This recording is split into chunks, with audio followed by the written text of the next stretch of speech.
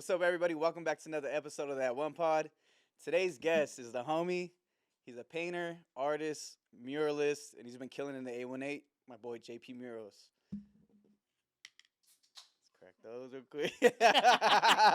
Before anything, full straight up. What's up, Papa? How you doing, dog? Yeah, I'm doing great, bro. Thank you for having me. Yes, sir. Thank you for coming, man. Where are you coming from today? Shit, I was up there in Silmar High School. I was restoring one of my murals that I have right there. One of my favorite murals that I've done right there. You know, I love the design and I love the execution right there. So yeah, check that out. Yeah, actually, before we get into this, bro, let's give the audience like a quick intro about yourself, bro. All right, so look, my name is Juan Pablo Reyes, also known as JpMurals. I've been doing murals for the past 10 years. I'm a proud Valley artist, especially from the Pacoima area. I've been doing murals for the past 10 years. We've done probably like about 100 murals now. I've been trying to go ahead and put on for my family, for my community, and the whole San Fernando Valley. Yes, sir, dog. And you said from Pacoima. Yes, sir. Tell me about the area, dog, because I know. Man, yeah. So let me tell you guys that I grew up in the San Fernando Gardens, also known as the projects. Yeah. And I grew up there since I was a little kid. You know what I mean? Like, we didn't choose to grow up there, but this is what my family can afford at the moment. And so I grew up in that community, in that neighborhood, and you just kind of grew up, and you grew up to, be proud of where you come from. No matter what area you actually grow up in, but you become proud of where you come from. So that's where I came up about, and I had a lot of ups and downs. You know what I mean? But it made me who I am, and it made me chase my dream as a muralist, as a painter, as an artist, and here I am now. Yeah, and how was it growing up in the projects, bro? Because I drive by. Yeah. Just hearing the stories from it, that shit was scary, bro. So growing up in that motherfucker, how was that? Man, I'll tell you this much, man, so you guys can know what's up. I got shot right there when I was, 17. I went through like You were 17 when you got shot? Yeah, on my birthday. I went through a whole murder case. I went through a birthday present right there? Yeah, I went through a murder case when I was 14. I went through a lot of trials and tribulations when I was there, you know what I mean? But nonetheless, besides that, art always kept me firm. Art always kind of incubated me in a space where it was my safe space, and it kind of got me going. I got a scholarship from in high school from Otis School of Arts. You know what I mean? Yeah, Ryman Menards, they had a program that we're doing at USC, and one of my art teachers, she encouraged me to go ahead and apply for it. But where you come from, like low-income communities where there's a lack of resources, you feel like you don't deserve shit. You feel like, there's not a lot that you can afford, you know what I mean? So I was just like, yeah, whatever. Like you don't, like, what do you mean? Like you feel like you can't really, like, do much? you feel like you're not deserving of nothing greater because you kind of see where you're at, you see everybody's, like, position, and you're like, yeah, no, that's too far-fetched from me. Okay. I'm not gonna be able to get there. Like, that's a lot. Just like that's too far from me. So I was just like, but luckily, one of my teachers in high school, she really believed in me, bro. One of my art teachers, she believed in me, and she's like, man, go ahead and give it a shot, man. Like, I see that you have potential. I see you have skills, and I see that you're passionate about this. And I'm like, yeah, for sure, man. So I did a still life. That's what they called. A still life. They just put like different objects in a spot with like some different lightings from different areas, and then you just you draw it out as it is right there. With no grids, no nothing, just as a visual artist. And that takes a lot too, because you're seeing it, then you're translating it, and then you translate through your hand, and you translate through a paper too. So it's a whole process, and surprisingly, I ended up getting it, bro. And man, that shit was life changing for me too, because I used to go from the projects all the way down to USC, and I used to go ahead and carry all my fucking tools that they used to give me, right? And I used to go on the bus, because I didn't have a car, and there was this fucking one time where I had all my shit, and the bus fucking like abruptly stopped.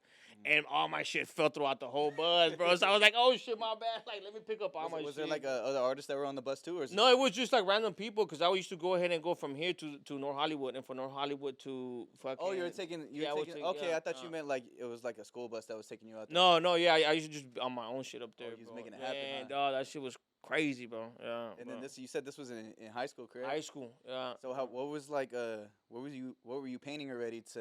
Man, I used to always be a graffiti kid. You know what I mean? I grew up doing graffiti. Like, the first time I started doing graffiti was in 6th grade at Jamoklean Middle School. I remember some dude was tagging on the benches, and I went up there and I looked at it, and I was amazed because he did these fucking letters that were super symmetrical, that were so fucking nice. I was like, what the fuck? Did this fool just do this? I'm like, I want to do this for the rest of my life. And ever since then, bro, I just been fucking doing it, And I got caught doing graffiti probably like 5-6 times and shit, But You know, it led me to this point here. You Uh-huh. know, it led me to this point, and yeah, man, that shit was crazy. You know, and then especially growing up right there in you know in my community, Mhm. you know, there's a lot of shit going on there, and there's a lot of influences that kind of lead you into different paths. You know, and Mhm. man, like a lot of homies. I lost a lot of homies too. You know, I lost a lot of homies to wrong decisions that they made. Oh yeah. You know, through like like Like drugs, drugs or gun gambling. violence. You know, just bad decisions, and luckily I went through it too. You know what I mean? Like I said, I had my own shares of being a mischievous youth, but Mhm. I grew up out of it, and art literally made me see the different parts in life, bro. I was just like, what the fuck? I'm at USC. Mhm. You know, like the homies are stuck in the hood, but like I get to see a different point of view on what couldn't be for me. You know what I mean? And it Yeah. was just like that was a crazy fucking And like securing a scholarship too, bro. Like I'm pretty sure you're just like how did I, you know what I mean? How did I do this? Now I'm over here at USC. yeah, Like, you know, it's a great fucking feeling, and it's almost a bittersweet feeling because you want your homies to see the same thing that you're seeing. You know, but sometimes it's just not meant for everybody, bro. yeah, bro. You know what I Yeah. mean? Like you're the chosen one, and you gotta just put on. You know, and Mhm. I took that shit really serious because I was literally in a cohort of 20 people. I was the only Hispanic person there, bro. Sick. There was a lot of white people. Not you know, shout out to the white folks too, man. I love them. Mhm. You know, black people and Asians. You know what I mean? But I was literally one of the only Hispanics person there, man. And I was like, and I didn't feel any less either because art doesn't discriminate. You know what I mean? Art Mhm. it's inclusive, bro. Yeah. It doesn't discriminate against your sex, you know, your religion, how you look, how you feel, bro. It's an art form that it's inclusive to everyone. So Mhm. I didn't feel inferior. I just felt I had to put on for my Mhm. folks, for my You're like I get people. a shot at this. Yeah, I gotta yeah, do yeah, something. yeah, yeah. So it was just like, man, hell no. Like I gotta go ahead and show out and show up and not be scared, you know? So when you got to USC and then all those other people were there, so it was like almost like a competition at that point. Like to Yeah. what happened like after that? You know what? When we were there, we would have had to go every week. They would have to. They would give us a homework to go ahead and paint, and you know, they'll give us a task and an idea and a theme, and then the next week we'll go, and we'll go ahead and put it up in the walls, and people will do constructive criticism. Mhm. So every person in the room has something to say about your art, you know. So like, oh yeah, it looks good, but you know what I mean. I feel you should try here, and that literally makes you a better artist too, bro. Yeah. You know what I mean? Because you're being criticized by other people with the same passion, Mhm. the same love, the same fire It that's was burning. the students that were Yeah, the criticizing. students, Oh, you yeah. guys were criticizing each other. And there were people right there that were fucking badass, bro. I was Uh-huh. like, yo, like these are the people that are gonna be gallery owners later on down the line. The people that are gonna be like collectors and like you know Because all you guys are in high school young, at this bro. point, so you Yeah, guys are yeah, young. we're in Yeah. high school, yeah. Uh-huh. So I'm like, yo, hell yeah, bro. That's Yeah, dope as fuck. yeah. What was it like? Do you feel like some of them were just going too in, like just being extra, just trying to Nah, nah. piss you Everybody off? was humble about it, bro. Everybody was humble about it, but there was like people that were better than others. You know what I mean? I Yeah. was just like, damn. Of course, you're Alright. gonna see it. Yeah, yeah. You're gonna steal it. You're gonna see it, bro. So I was like, Uh-huh. damn. Like my respects, my love, and you know what I mean. I'm trying to learn too. Mhm. So man, like if you're better than me, I'm trying to hang around with you because I'm only gonna get better too. You know. Yeah, So yeah, 100%. You got to be next to people that are better than you, or else exactly. you never want to be what is it, the smartest person in the room. You know? Yeah, nah. Then you're like, You're right about- then you're at the wrong spot yeah, nowadays. You know. yeah, So yeah, you gotta move on to the next fucking phase. You know. So. yeah. And then you said so this was happening in high school, and then you learned. I mean, you seen the do the graffiti. What was it like before that? That you were doing that kind of had you? Were you like already involved with like art or like just painting, anything like that No, you before know that? what? In middle school, I started like doing graffiti, and at that point, you're still developing. You know what I mean? You're still developing your characteristics and who you are, so your identity, Everything. right? So, like, I was still with my homeboys. You know what I mean? Trying to fit in and trying to see where you belong at. You know what I mean? Trying to say, okay, like this is my spot. Like, do people support me here? Do people like do they like me here? You know? So I was still hanging around with the guys right there, and we all grew up, mischievous and kind of just looking up to the older dudes that were already fucking running amok right there in the projects. And it's like, damn, I want to be like him. I want to be like him. I want to be like him. And Hmm. you know, people do really kind of start taking the steps like from another person, but Hmm. it leads you nowhere, bro. It leads you nowhere, and all the homies started going to juvenile halls already, and come out already with tattoos. I was like, yo, what the fuck? You know, like this was already like tattooed in middle school. Uh-huh. a person that has tattoo in middle school, you're like, yo, this was a gangster. And it was different back in the day because everyone wasn't all like blasted and like Yeah. it is now. Like if you had a tattoo, it was like either you're gangbanging or you're fucking some crazy. Like you're Yeah. just crazy. You know what I mean? Yeah, straight up. Mhm. Yeah, so like I was like, yo, like the homie started like coming out like full fledged. You know what I mean? Like with the functions already in it. And I was like, yo, like that's fucking crazy and shit. You know? But it was no like you weren't like doing no type of painting or any type of art at that point like I before was the just doing graffiti? graffiti. I was just doing graffiti, Even and before now, the graffiti. no, not really, bro. I used to always be an artist, bro. And even like when I was in second grade, that's as far as I can remember, Mhm. and that's what I was already doing. You know what I mean? I was in. You're already second doing grade. graffiti kind of? No, I was just doing like Yeah, sketches, like what? little like, cause I feel like everybody's an artist when they're little kids. Yeah. You know, everybody's creative because they don't have like the real world, scaffolds that are like set up on them, and it's Uh-huh. oh, you have to do this, and you have to do that, you have to pay bills, you have to do this. It's like, no, bro, like everybody's free of their mind. That's why Yeah. when I do free art classes for the kids in Pacoima, Sick. right? I volunteer my time and I don't charge nobody, but I like to do it for the kids because their mind is free and Mhm. I learn from them, bro. Yeah. How to, I was gonna because say you probably like learn and bro, just I seeing learn them from them go. because when you get older, you become an adult Mhm. and you have a lot of responsibilities. So like it kills that little that creative mind inside of you, you Yeah. know, and it's just like you see that in another person, in the Yeah. little kids that don't have the worries that you have, and it's They just ain't like, worried about like getting criticized yet or anything like that or what they might be judged for just attempting shit, you know? yeah, Really. yeah, and we do, you know, we're always But when like you're older, yeah. subconscious of like, oh, are Uh-huh. they gonna fucking like laugh at me or shit like that, and then just Mhm. like no. So I learn from the little kids that I teach, and they learn from me, and it's always a vice versa right there, bro. You That's know? dope. And that's what I wanted to get to, bro. I was like, who? So you said you were just like doing drawings and stuff. Like, Yeah. was it like when you were younger and you were doing that? Like, was like your parents did they kind of see and they like would they tell you like, hey, you kind of got a talent, you know? Or you, No, bro, they hated that shit because you just drawing on everything or yeah, what? bro, no, because I used to work with my pops during the summer, you know what I mean, 13, 14, 15, 16. We used to doing wood flooring, you know what I mean. I used to kind of hate it because it was a hard fucking labor. It's hard labor, and shout out to my dad because he's been holding that shit down for the past like 20 fucking years about it, Is he you still know. doing it? He's still doing it, Sick. still going strong, and And I, I he's a pastor also, right? no, he just go. No, he's part of a church group. You know what I Church mean? group. Yeah, Okay, he's there you part go. of a church group, and I respect my pop so much because he changed so much too, man. And Hmm. he changed for the family, he changed for the better. And as a man, that's what you should do. Change for the better, and Yeah. leave a lot of shit behind too. You know, that sometimes we're taught a lot of shit that we grew up with, but sometimes you have to unteach yourself what you already been taught. You know what I mean? Because it doesn't make you a better person. You know what I mean? It just hurts It hurts you down in the long run. You know. So Yeah. my dad changed a lot, and I love my pops because of that. But he's he does wood flooring.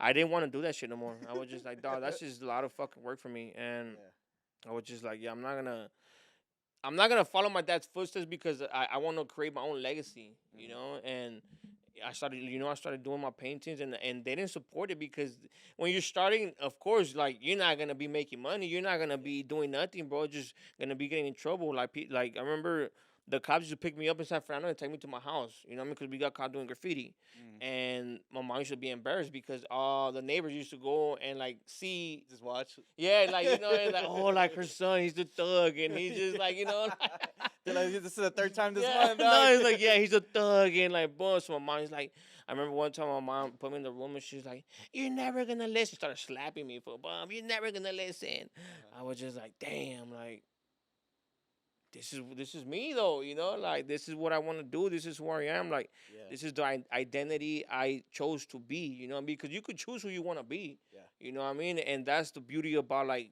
not giving a fuck. You know what I mean? You could choose who you want to be and not care what people have to say. Hmm. You could change your reality off of just being who you know who you want people to perceive you as. You know, Hmm. so I just said it's gonna be mom, and eventually, little by little, as like I started like my future started unraveling, I was just like, man, I'm gonna keep on doing me. And but there was a lot of fucking stepping stones, so Uh-huh. I got caught doing graffiti like 4 or 5 times. Then I got a fucking probation officer. Then one thing led to another. They used to go to my house and like take away all my paints and everything. I was like, God damn, this shit is Oh, not. really? Yeah, bro, some weird shit like that. Was Like it like spray cans and shit though? spray Oh, that's cans why. and all Yeah. of that, and I was just like, fuck, like But I was like, it's not on me, it's in me. Yeah. So it's just like no matter what you do, like Like take the cans. yeah, it's Yeah, not I'm the gonna make things, art with it's something. me. Like it's me, bro. So Uh, that's what they didn't understand. So okay, so yeah, so growing up, it was like they probably seen that you were like gifted, but yeah, I'm sure if you're just doing graffiti and shit at the time, they're probably like, he's just gonna be doing graffiti and fucking yeah, who knows, end up gang banging and stuff like that. exactly, bro. Okay, bro. And then like in the projects, bro, how was that? How was like growing up in the projects? How was it trying to, I guess, separate from being in the projects and being an artist? You know what I mean? You Trying to know go this what, different bro? route that you had Yeah, inside you. yeah. Like people don't like if you're not invited there, then you can't really come in there. Oh, And 100 it's just like you'll probably you'll pass by it, but you just can't really go in there and be like, oh, I want to see what's going on here. Like people be like, no, fool, you look like a foreigner right here, bro. Like, well, let me see your pockets. Let me see what you have. Like, Yeah. and some of the homies don't have nothing to lose, so they want to go ahead and go all in, And I seen that shit as a little kid. I was like, God damn, like these fools are savages like that, and like I feel like as a man itself, you want to be tough. You Yeah. know what I mean? You want to be tough, and Mhm. um, Especially you know, being in an environment and yeah, shit. Yeah. in that environment, it's like you have to show your fangs out. You know what I mean? And as a wolf, it's like even if I'm alone or even when I'm in a pack, you know what I mean? I want to go ahead and like show that I'm not scared of. And you know what? We used to go to like shout out to all my homies that we went to middle school. You know what I mean? Like you guys know who you are. I'm not gonna name everybody, but we used to go to McLean Middle School, Mm. and in front of McLean Middle School there was another neighborhood right there, Yeah. and people used to literally wait for us at 7 in the morning, bro, to go fight us right there. Fuck. So we used to like gather up together and boom, we probably 6, 7 of us, and then walk it down and then see them fools right there. And it's okay, where everybody, like, Who's making a move yeah, yeah, first? like no, like get the fool you're gonna fucking fight with, and then boom, you know what I mean? You fight them off, and then you run into school. Yeah. So people go to first period with a knot already in the head, like Yeah. God It damn. was so active, bro. Like back in the day, like Yeah, compared to now, like it's just. I remember that, bro. Just walking to school and like she'll be popping off or leaving school. There'll be some older cats that just graduated. They'd be driving around waiting to catch like anyone slipping, bro. If you look no, wrong, they'll be trying to catch you yeah, slipping. no doubt, bro, and yeah, and even older guys, bro. It was Uh-huh. just like fuck, dude, like. Yeah, so we just already going in there with a whole fucking knot, and then at the end of the school, at the end of the school day, Mhm. some of the homies used to like go out to the back of the school, and we used to take the long ass way just to get to home because motherfuckers used to be right there in the front waiting for us. I'm like, God Yeah, you damn, never know, bro. You dog. never know if it was just gonna be a fight that day or a knife, It was always knuckles, yeah, guns. yeah, You don't know what yeah, the fuck is yeah. gonna And in happen. middle school, like, yeah, people used to fucking like have like the guns or whatever. Everything, bro. I remember same thing. Like, and I was in Silmar around people that wasn't even really gang banging like that. Kind of looked the image, and bro, just walking home. Like I said, there'd be cars driving around. I remember incidents, people pulling out those The fucking beater? the beaters, yeah, the Remember fucking the little tasers, bats bro. and shit, Yeah, the brass knuckles, before like before the Dodger bats yeah, they were got banned, the popping. small ones, Yeah, bro. yeah, Everyone was yeah. running I got around. hit one of them one time trying to cover myself. Boom! Like, oh shit, my shit was fucking swollen. I was like, It was fuck. so active, bro. And I think just because at the time, that's when like all the gangbanging music was out, and it was just like that was the shit. You know what I mean? That was what was cool at the time. Yeah, yeah, and everybody was doing it, and people really went hard on it, bro. And Hmm. shit, man, you know what I mean? Like, I grew up with the boys around that, you know what I mean? But I've always also knew I was like, dog, like, there's something also bigger for me that I want to do with my art, And if it wasn't for what I'm doing now with my, with my paintings, like, I would have probably lost myself too, you know what I mean? Within the environment and within just the influences that surround me. Hmm. I was just like, fuck, dude, because I seen a lot of my boys right now, and it was just like, man, some are still home, some are homeless right now, Yeah. and like I'm even embarrassed to kind of like like say what's up, fool? Because like we had a lot of great times together. Yeah. And the homies are homeless now, and it's like and they see me doing like more decent, and I see them kind of like just going downhill, but. Yeah. They're the boys regardless. I'm gonna help them out, you know what I mean? But it's still like kind of like, damn, bro, like, It's hard to see the homies like that. yeah, You know who they were, you know. yeah, yeah, exactly. It's hard to fucking see them in the eye and be like, damn, fool, like, you really lost yourself and you could have been someone else. And there's a lot of homies that have fucking talent, bro. Hmm. But wrong choices, wrong time, wrong environment, it will eat you up, bro. And that was like, dog, like, I see the good in people, not the bad in them, And it's just 100%, like, yeah. damn, dog, like, you could have been someone big. Hmm. You could have been someone big, bro. Yeah. And it's just like you said, you could change it. Like you were saying, you could change your projection, like who you want to be. You know what I'm saying? And even like at this age now, you know, if you want to change what you want to do, if you're doing bad right now, you're not like exactly where you want to be. You can change it whenever you want, man. Man, hey, it takes 6 months, a year, bro, and you'll be a whole different person. You'll be in a whole different place, in a whole different situation, bro. And that's what's crazy about it. And it's like, It's only if you want to, though. it's only if You have you to want to, do it. bro. And if you don't want it, it's not even. It's about. I feel like it's about believing in yourself. Not even believing, but just being delusional. And Mhm. they're just like, yeah, I'm gonna make that shit happen, dog. And people are like, "For you crazy as fuck." Mhm. Until it happens, we're like, "I knew you were gonna do it." Yeah, And I all was of a like, sudden, "Yeah, yeah, okay, I knew bro. you had it Yeah, in you, yeah, dog. yeah, okay, bro. Yeah, me too, fool. Me too." And bro, you gotta touch on the subject, man. How'd you get shot? Oh man, look, You kinda I'll flew tell you past that, and this, I'm like, we bro, gotta talk man, about like, that. nah, dog, like some bullshit happened, you know, like it was on my birthday, you know, and you know, just people started like arguing with other people, and you know, people have a lot of ego. You know what I mean? People have to know, like, I'm the better one. No, I'm the better one. And as man, is like, you want to challenge somebody. Mhm. And it's just like, yeah, but people don't, nowadays, people don't challenge to fight. You know, people are like, I'll kill you, dog. Yeah. You know? Very much And so. like, yeah, that shit ended up happening. And boom, like, shots started ringing, shots started firing. And I remember the first shot hit me in my leg, bro. Boom! I was like, oh shit! I So was you weren't like, even a part of this incident no, that I was going wasn't on. even a part. I was already like in the other side, bro. So like, like they got everybody out Mhm. of a restaurant, and then you know, like, shit started popping off, bro. Boom, and then people started going gunfire back and forth, back and forth. I remember the first shot that they gave is the one that hit me in my leg. Boom! I was like, it just feels like someone socks you fucking hard, bro. Boom! Where did it hit? In my leg, bro, on my Like, left leg. like up, No, low, right here low. by my above my ankle. Okay. And because they were kind of far, so you know when you shoot the bullet travels like in an Up and ellipse. down. Okay. Boom. So maybe he was probably like aiming up higher, Mhm. headshot, stomach shots. But when that shit hit me, it just hit me on my leg, and Thank God for that, though. boom, I just felt some shot. I was like, oh dog, but the adrenaline hit, bro, and I ran all the way to my house, bro. No. I ran all the way to my house, bro. And then yeah, you know. Yeah. This is And then crazy.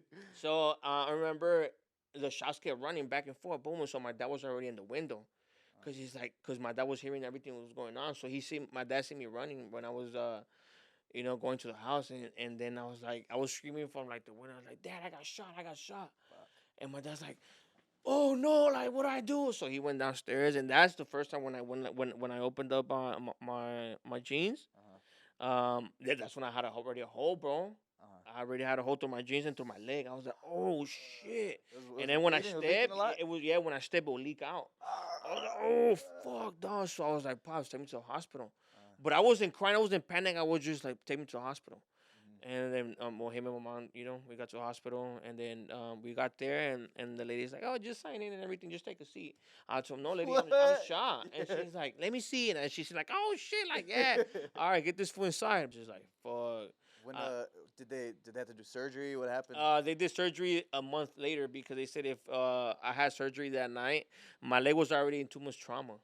Like my leg You can got shot and actually, you fucking yeah, ran off like of my this leg shit. can actually suffer more if they dig into it right now. So Really? they left it right there. They put me a cast on, and I was just like, fuck, bro. Like what the fuck did I get myself into? And my mom, moms, like, oh my god, like, you know.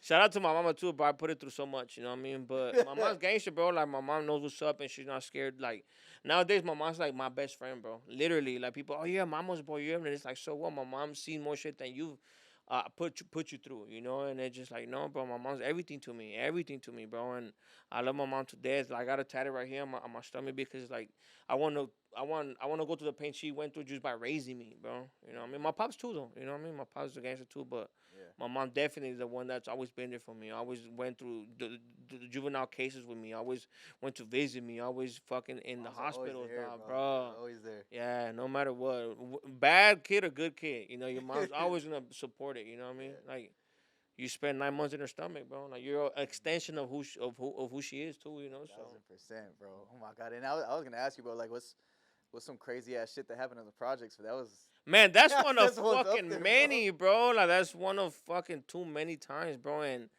damn, dog, yeah, like growing up there, fool. Like people go there for freedom because you could do whatever you want in there. You know, like you, and people are not gonna be tripping on you. Like people are gonna go, but you have to be a cool homie with the homies too. You know, like Mm-hmm. the homies go and like all the misfits that are not that feel like they don't belong in their home or in their neighborhood. They go to the projects to be accepted and to like you know like go and smoke and drink and kick it and like you know talk shit and hear music and do whatever you can at your house. You could do right here, bro. Yeah. And it's like you're accepted here, dog. So come through, fool. Don't even trip. Yeah.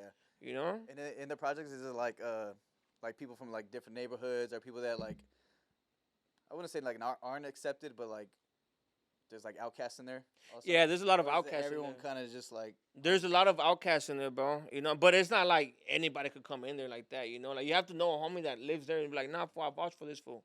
Like, you know, he's a boy. You know, what as I in mean? living there, like people that live there too? What? Is there like people that like move in there and they're just from different neighborhoods? Nowadays, nah, it was never like that, bro. Nowadays, it's more black people starting to move in there. Mm-hmm. But you know, like as long as there's understanding, nothing goes on. But back in the day, nah, bro, there was you couldn't be from another fucking community or from another neighborhood because the homies will be on your case, bro. Yeah, On your yeah. ass, bro. You I know what I remember, mean? Yeah. remember always, bro. Like I would be when I go to Coima, I'd be right there like by fucking Humphrey Oh, Park, okay, go play okay. basketball and shit right Yeah, there. yeah, But yeah. every time, bro, I'd hear about projects or any project boys, it was just like turned up to the max. Yeah, dog, we used to It be was in the actually- fucking. We used to be in a soccer team, bro. Uh-huh.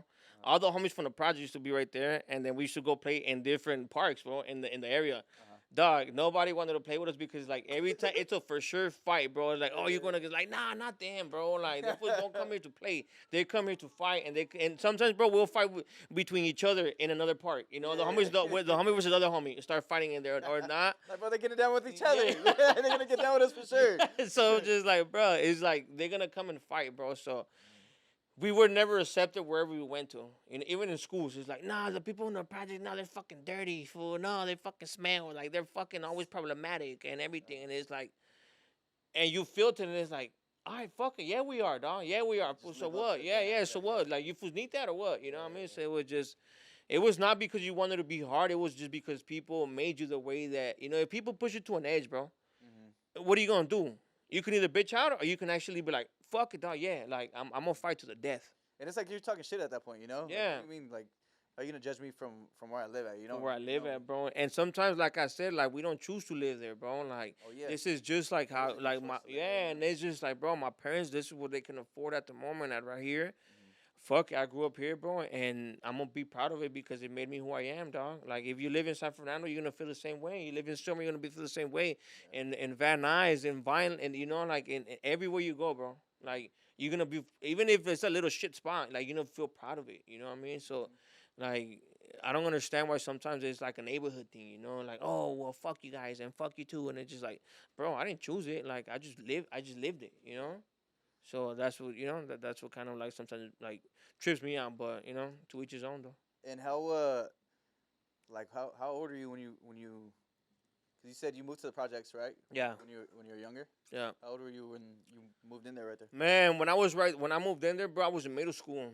I was in middle school because I remember I came from bro. I came from Mexico, Mm-hmm. and we moved into a little garage with my uncle, you know, and we used to live right there, like my mom and my dad, my sister Maria, and me, and you know, You said you were in middle school around. no, this time, no, no, I came when I was like in charter school.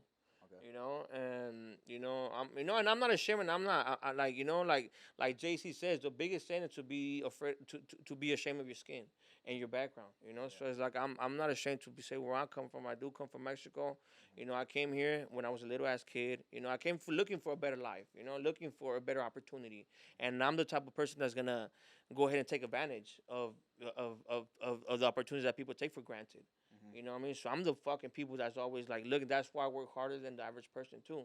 Yeah. I'm working Saturday and Sundays because I know people aren't, and that's where I'm gonna get ahead.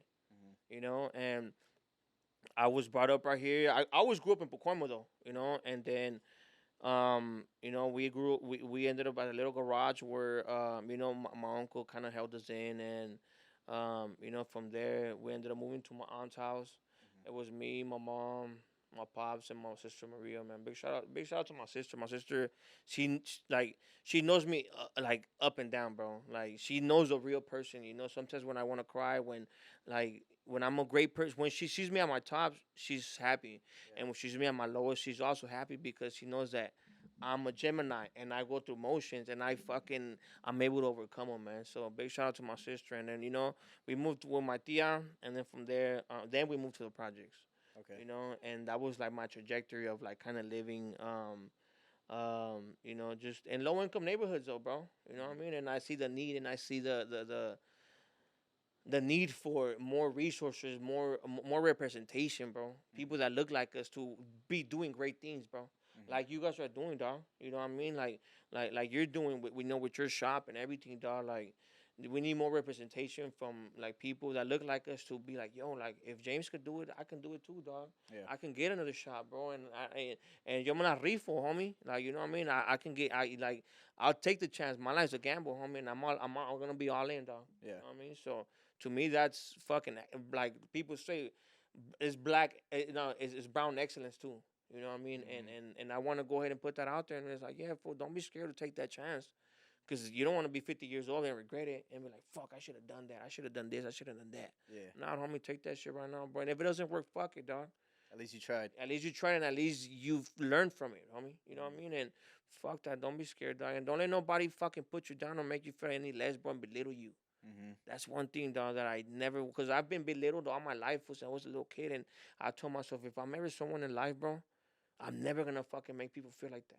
That's why I do free art classes for the little kids, but I don't charge them, and I make them feel like they're the best artists in the world, bro, because I know they are. And That's they amazing, bro. and they're gonna fucking feel it later on down the line, because I know you had a teacher that made a change in your life, Yeah. and I want to be that teacher in the little kids' life, to be when they're 20, 30, 40 years old, be like, damn, that teacher JP, dog, he believed in me, and he Mm-hmm. always fucking held me up to a standard that I wanted to be held to, Mm-hmm. and made me believe in myself. And that's sometimes all you need to spread your wings, To bro. change your Your path in life, trajectory, bro. dog, Yeah, your your trajectory. trajectory Yeah. in life, bro. You need someone to believe in you. Only one person, and be like, I'm not gonna let that fool down. Mm-hmm. I'm not gonna let that fool down. Yeah. And He one, believed in me. because When he no one believed believed in in me. me. He believed in me. He believed in me, bro. Yeah. And sometimes the person for me is my mom, because she tells me, take it as far as you can, because I'm living my dreams through you. Because I wanted to be an artist when I was a little girl. Sick. And No way. bro, That's amazing, bro. she used to tell me I used to be in art contests and I used to win them, No but way. for the lack of resources, your grandpa ended up moving to the United States, and we don't have money, and I had to take care of the pigs, and I had to take care of my mom, which is my grandma, Mm-hmm. and now she's like, I'm vicariously living my dreams through you, so please take it as far as you can and don't give up, because I'm not. Your dream is the dream of many, Yeah. and I say the dream because I dreamed this shit when I was a fucking little kid, bro. Mm-hmm. I was fucking 14, 13, 15 years old. I was like, damn, I want to paint for famous people. I want to make a living off of my art. And this is what I'm doing now, bro. Yeah. This is what the fuck I'm doing. And it's like, you have to be grateful, because the life you're living now is someone else's dream. And it's also what you prayed for when you were a little fucking kid, bro. And now you're doing it. And now I'm doing it. And it's sometimes you get lost in the translation, you get lost in the work, but Mm-hmm. you have to step back and be like, I'm living what I Blessed, prayed bro. for, fool. Mhm. Like, it's a straight fucking blessing, fool. And it's like, dog, like, I'm here with you now, dog. You know what I mean? Yeah. Like, bro, I'm here with you now, bro. And it's like, dog, even that, fool, just to like meet people that are in the same fucking track. You know what I mean? The same fucking mindset. Mm-hmm. Dog, that goes a long fucking way, bro. That goes a And it long feels way. crazy, bro, because it's like, it's almost like, even like with the shops and shit, because people tell me too, like you're representing the value, and you're inspiring kids, and I'm like, bro, like I feel like I don't even know what I'm doing still, I'm just like Yeah, going, I'm just trying to, yeah. I'm trying to make money and doing it in a way where I feel artistic, I feel like I'm doing what I want to do. So yeah, being able to influence kids, and I got to speak at a couple schools. We're gonna talk about that some more. Like I spoke at a couple schools too, bro, and it's like just that conversation and to inspire kids is like it feels crazy, bro. It It feels feels insane. fucking crazy, bro. Mhm. Yeah, like like I've done a lot of freaking schools, bro. LAUSD. I have a big contract with LAUSD, bro, Mhm. and I do a lot of schools, bro. I do a lot of paintings for LAUSD, and In turn, I also go and speak with the kids Mm-hmm. and be like, yo, like, this is what I'm doing. This is my background, like, so don't feel like any less because I come from the same spots that you're in, bro. Mm-hmm. In the seat that you were in, I was in too. So don't fucking feel any less and don't feel like you can't do it. You're gonna do it, but it's gonna take a lot of discipline, a lot of fucking time, and a lot of self worth and a lot of like self like you wanting to be someone in life, bro. Because a lot of people have everything and they don't want to be no one, bro. They're just like, no, I'm gonna just work in fucking Ross, and I'm a big shout out to him too, though, because we need every type of person. Mm-hmm. But if you feel like you're that person that's meant for more, strive for more, bro. Yeah. Work for more, Mm-hmm. do better, because that's the only way you're gonna get ahead, bro. Yeah, 1000%. You know?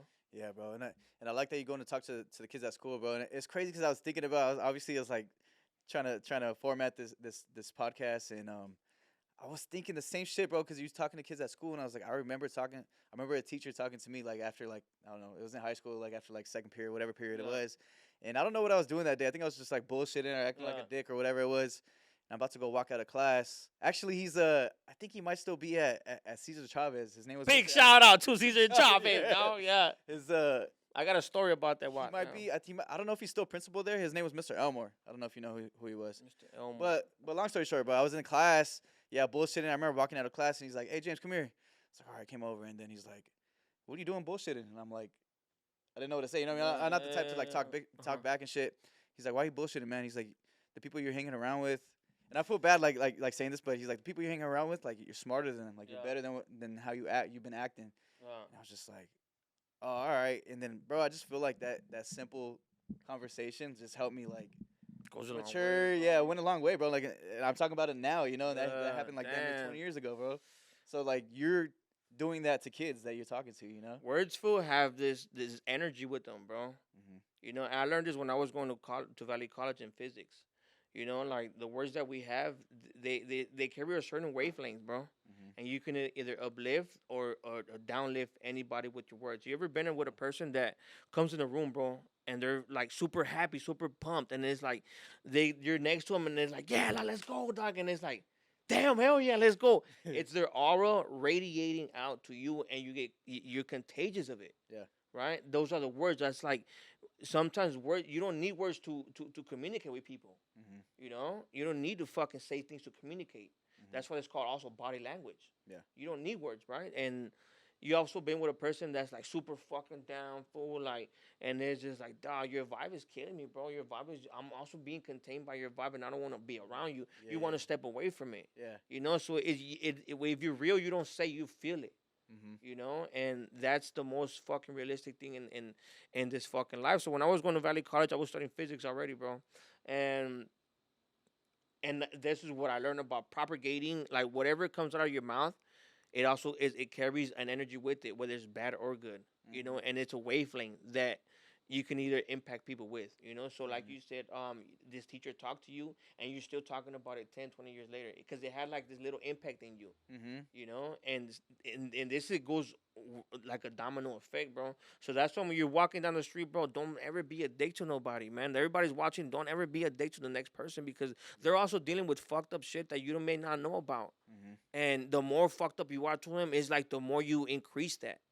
We're trying to go ahead and like level it out, like if Be you a see light in someone, the yeah, a bro. light in the day, not like Yeah, not like adding hey, to the- have a to good that- day, to the bro. weight Oh, and shit. well, I mean, even if you see a fool, like, hey, fool, your fit looks bad, homie. Good shit, dog. Hey, fool, I guarantee compliment you, goes a long hey, way, dog, I dog. guarantee you, be like, that fool compliment. Hey, You're like, dog, wait, hey, yeah, this shit is good, huh? promise you, bro. Like, say that to another homie, dog, to even to a random person, dog. Hey, fool, hey, you look good, homie. That's Yeah. right, dog. That should change your fucking day, bro. Yeah. I'm not gonna lie, dog. I 100%. Hey, agree, bro.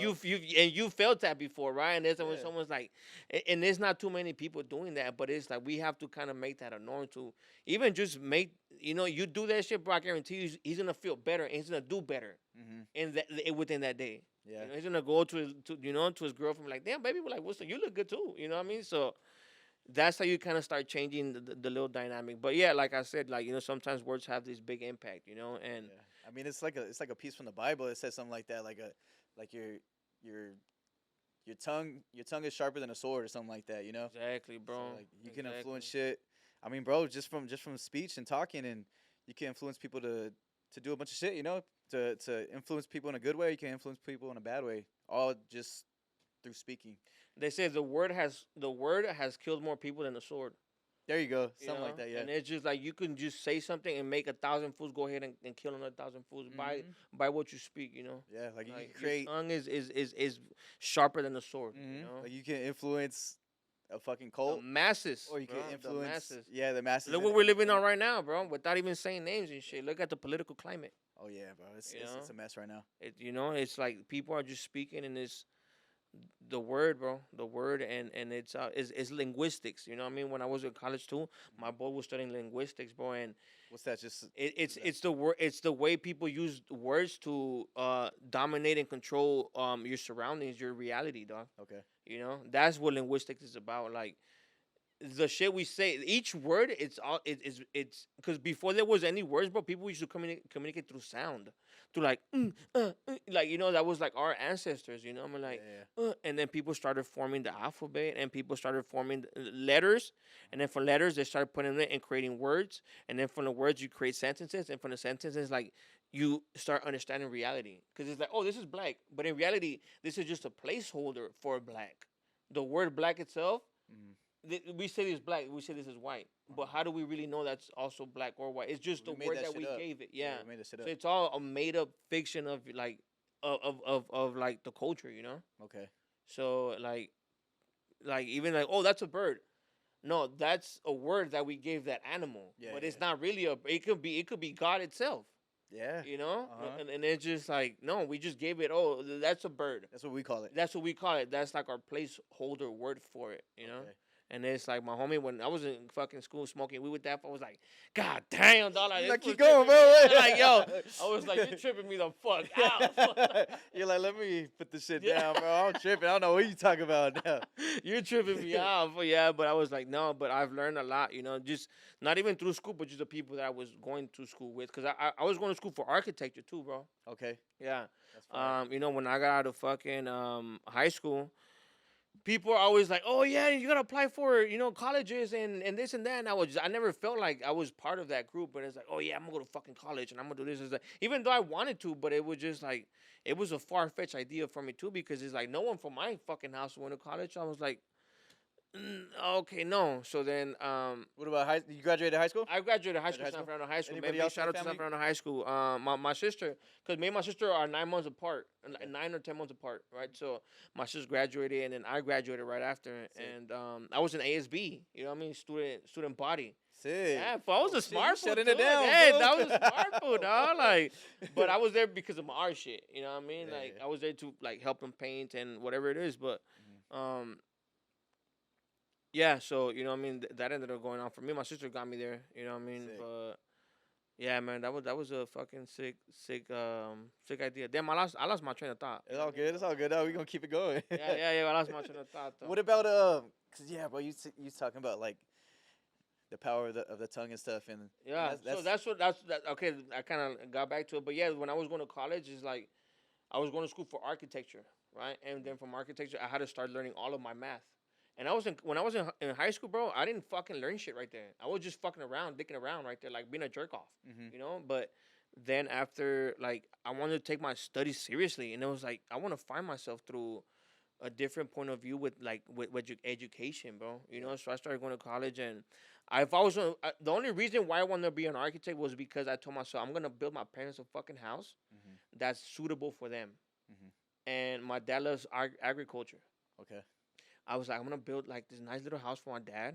My mom likes to do like the gym shit, and I was like, and I'm gonna do a little gym with it, and I'm gonna make this shit a reality for them because they sacrificed their fucking identity. They left Mexico, they left their family, they left their dreams, they left themselves to give me a better life up here. hmm You know, and I can't be a fucking dick and just You fuck it up. throw Huh? everything away just for them. That's when, like, when I used to get in trouble right there in the projects, I used to feel guilty because I'm like, bro, they fucking crossed borders, they crossed lands, they betrayed themselves, bro. They left their their moms at home. hmm Sometimes my mom didn't even get to see her mom die because she couldn't go back, bro. hmm So my mom held that shit down, like, for a long time. She felt resentment.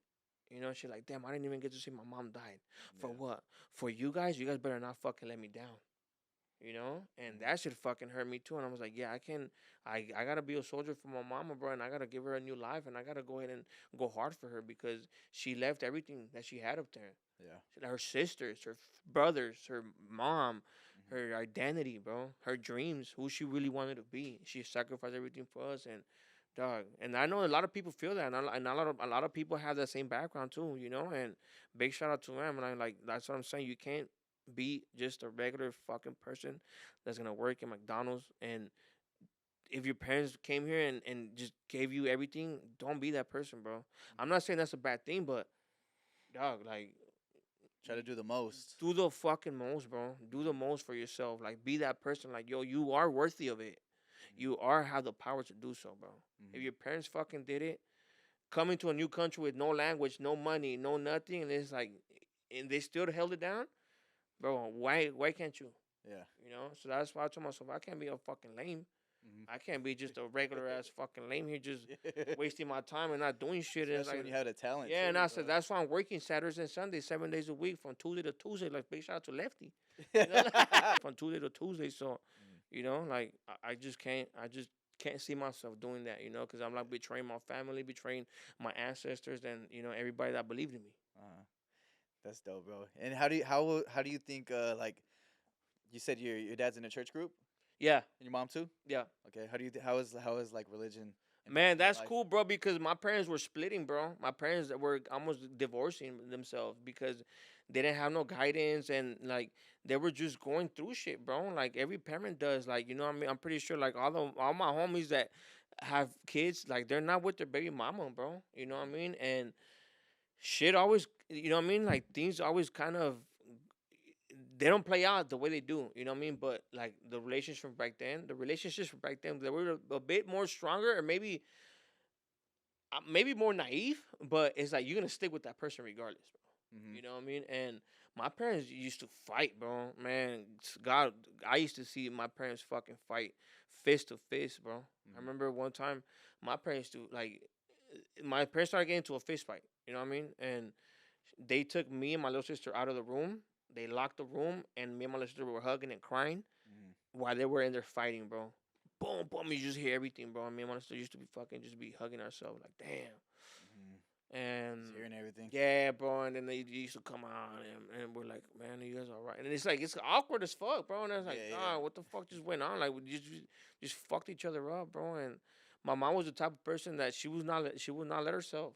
Mhm. You know what I mean? She'll fight back, and even if she took a beating, you know, she'll still fight. You know, and I was like, yeah, but that's how that shit is, bro. But you know what I mean? And they were close to like, you know, being divorced and everything. And they did divorce themselves for a little bit. Yeah. And it was devastating for me because I'm always been a mama's boy, bro. I've always loved my family, bro. I'm a Mhm. family man. Yeah. You know what I mean? I brought up with my mom and my dad together, like loving each other. Even though they were fighting because they were young too. They were 22, 23, 24. Of Mhm. course, at 24, who has a life together at that? No one does, bro. No Mhm. one has a life together at that point, bro. Yep. They're you're still learning. You're Yeah. still learning, and you're still trying to figure it out. You know what I Mhm. mean? When you get older, I feel like you realize that like how young they were, and Exactly. you can't blame them. You know. Yeah. So I don't blame them. You know what I mean? But they did separate themselves, and um, I used to always cry to my mom, like, no, and to my pops. I told my pops, you guys, like, if you guys do this, I'm gonna rebel myself, and I'm gonna fucking do whatever the most it is. And sometimes that's the people that watch this podcast, or even the regular person, bro. Sometimes they don't have a dad, they don't have a mom. Mhm. You know what I mean? They get brought up by the mom itself or the dad itself, you know, or sometimes they don't even have both. They just have the grandma. Mhm. Like my boy Twan, bro. My boy Anthony, dog. Like he has his mom. You know what I mean? But he doesn't have a dad. But he's been brought into the world like kind of learning shit himself. You know, he got his little boy, and I respect this fool so much, dog. My boys, I'm my boys right there. Victor, my boy Snoop, everybody right there. You know, like them fools are the boys, and sometimes they learn to be a man just by not having that man themselves, and it's like they don't want to be like their pops. They want to grow to be a bigger person, a better person, right? So Mhm. going back, I went on a whole tangent, right? But going back to the question you asked me, Mhm. they separated, but they came back and they wanted to keep working it together, and Mhm. they got to a church group, and this church group um it's called Divina Misericordia, Mhm. right? And it's like the Jesus where he's having the race, kind of come about, and you know, they helped my family get back on track, bro. You know, You feel and like it's safe, saved them. bro, and I was just like, I'm so fucking like grateful for them and for my parents even wanting to try to be a better person, right? And man, and my parents just started getting older, and they just learned to just love themselves more and love each other more as a unit, as a couple, as a cell, together with my brothers and my sisters. And dog, like I said, man, I want to be just like my pops, bro. My pops is my inspiration, is my hero, is my who I want to be. He's my biggest inspiration. So Mhm. I want to be just like my pops and take away the bad, but keep the good. Yeah. You know what I mean? And it just, I think that's, and the power of being a person is like a buffet. Like you see people that you like, and every person is not perfect, Yeah. but you're able to take what you like from them But everyone's and good. apply it to yourself. Yeah, yeah. And it's like that's the buffet. Like whatever you have for, and like whatever I like, I'm gonna take it for, and I'm gonna apply to my characteristics. Mhm. Whatever the homie has in the back, I'm gonna take that too, and I'm gonna be that better person. Mhm. You know what I mean? So You can learn from everybody. from everybody and apply to yourself. And yeah, like my parents are into that group, and I go and help them out too. And then when there's church place, I go and be in a church place too, Mhm. because I'm also grateful for God and for my parents and everybody that's within that same group. Because they're all loving, bro. They're all elderly people, and they just love to like conversate and be in the moment. It's Mhm. called ETM, enjoy the moment. Okay. Yeah, so That's dope, bro. that's dope as fuck for me, Yeah. bro.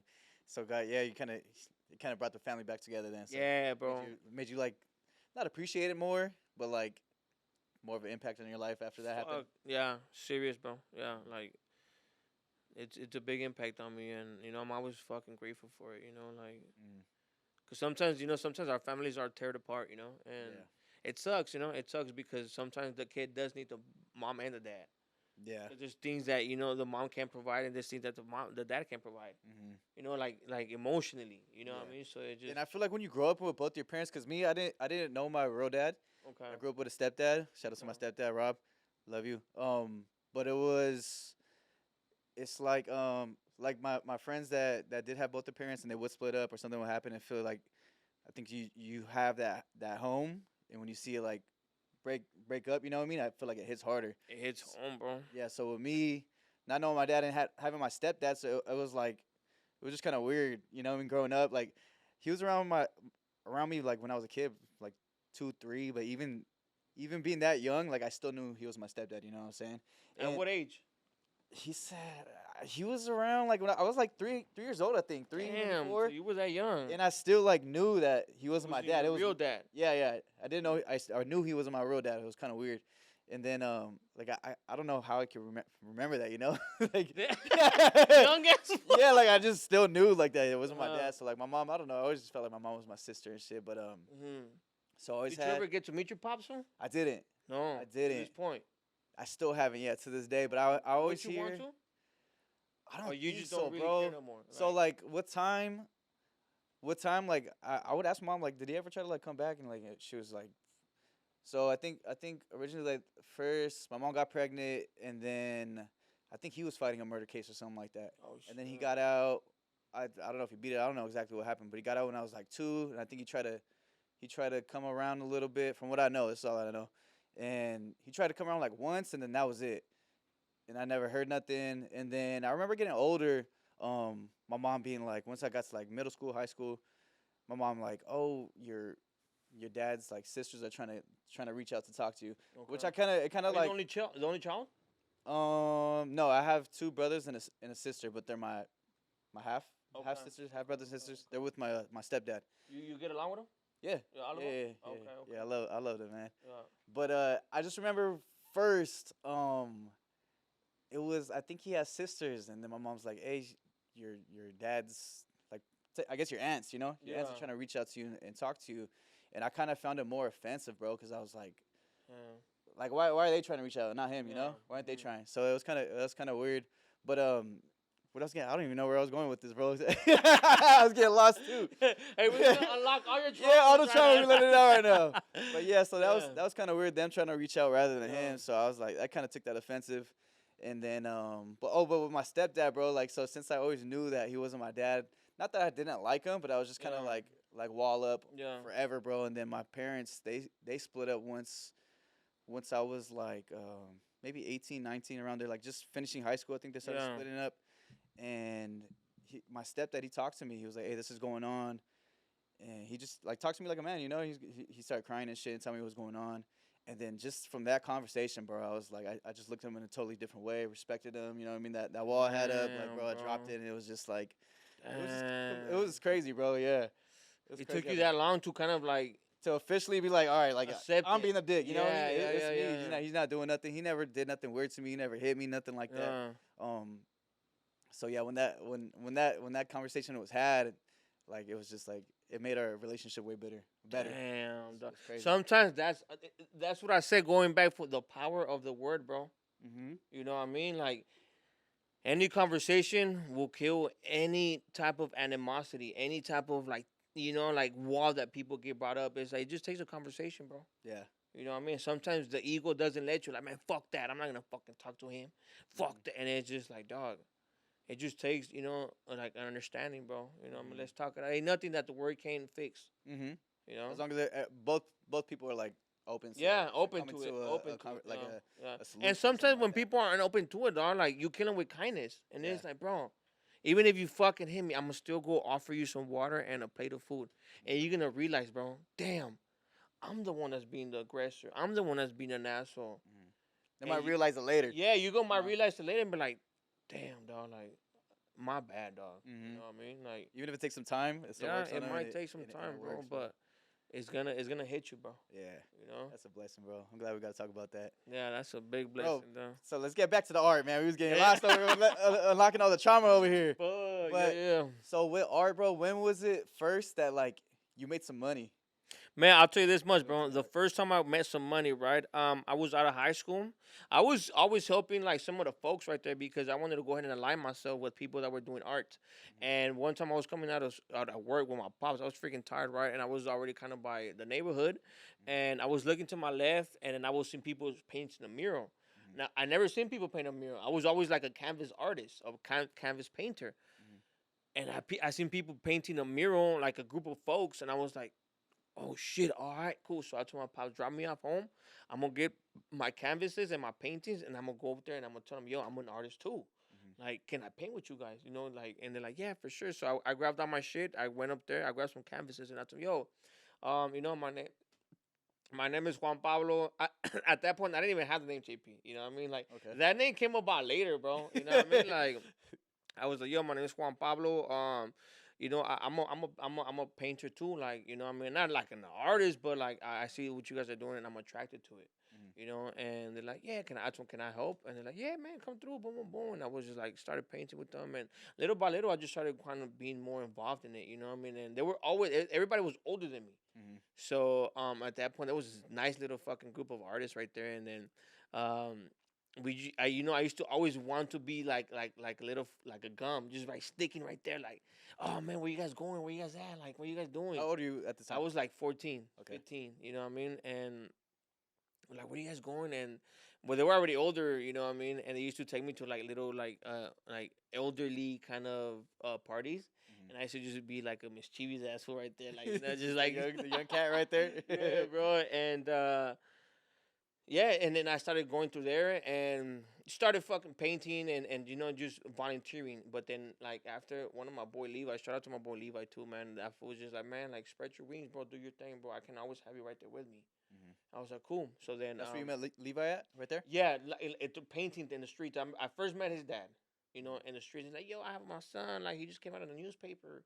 Sure. And I was like, oh, okay, for sure. He's like, you want to meet him? He's gonna be at the city hall later on today. Mhm. So I was like, yeah, I'm trying to be all in, dog. I'm trying to like align myself with the folks like that. That I wanna be like not just with the homies and shit, but I want to expand my circle. And I went up there, I met him, and so fast forward, the first time I got some real dough, I went to my middle school.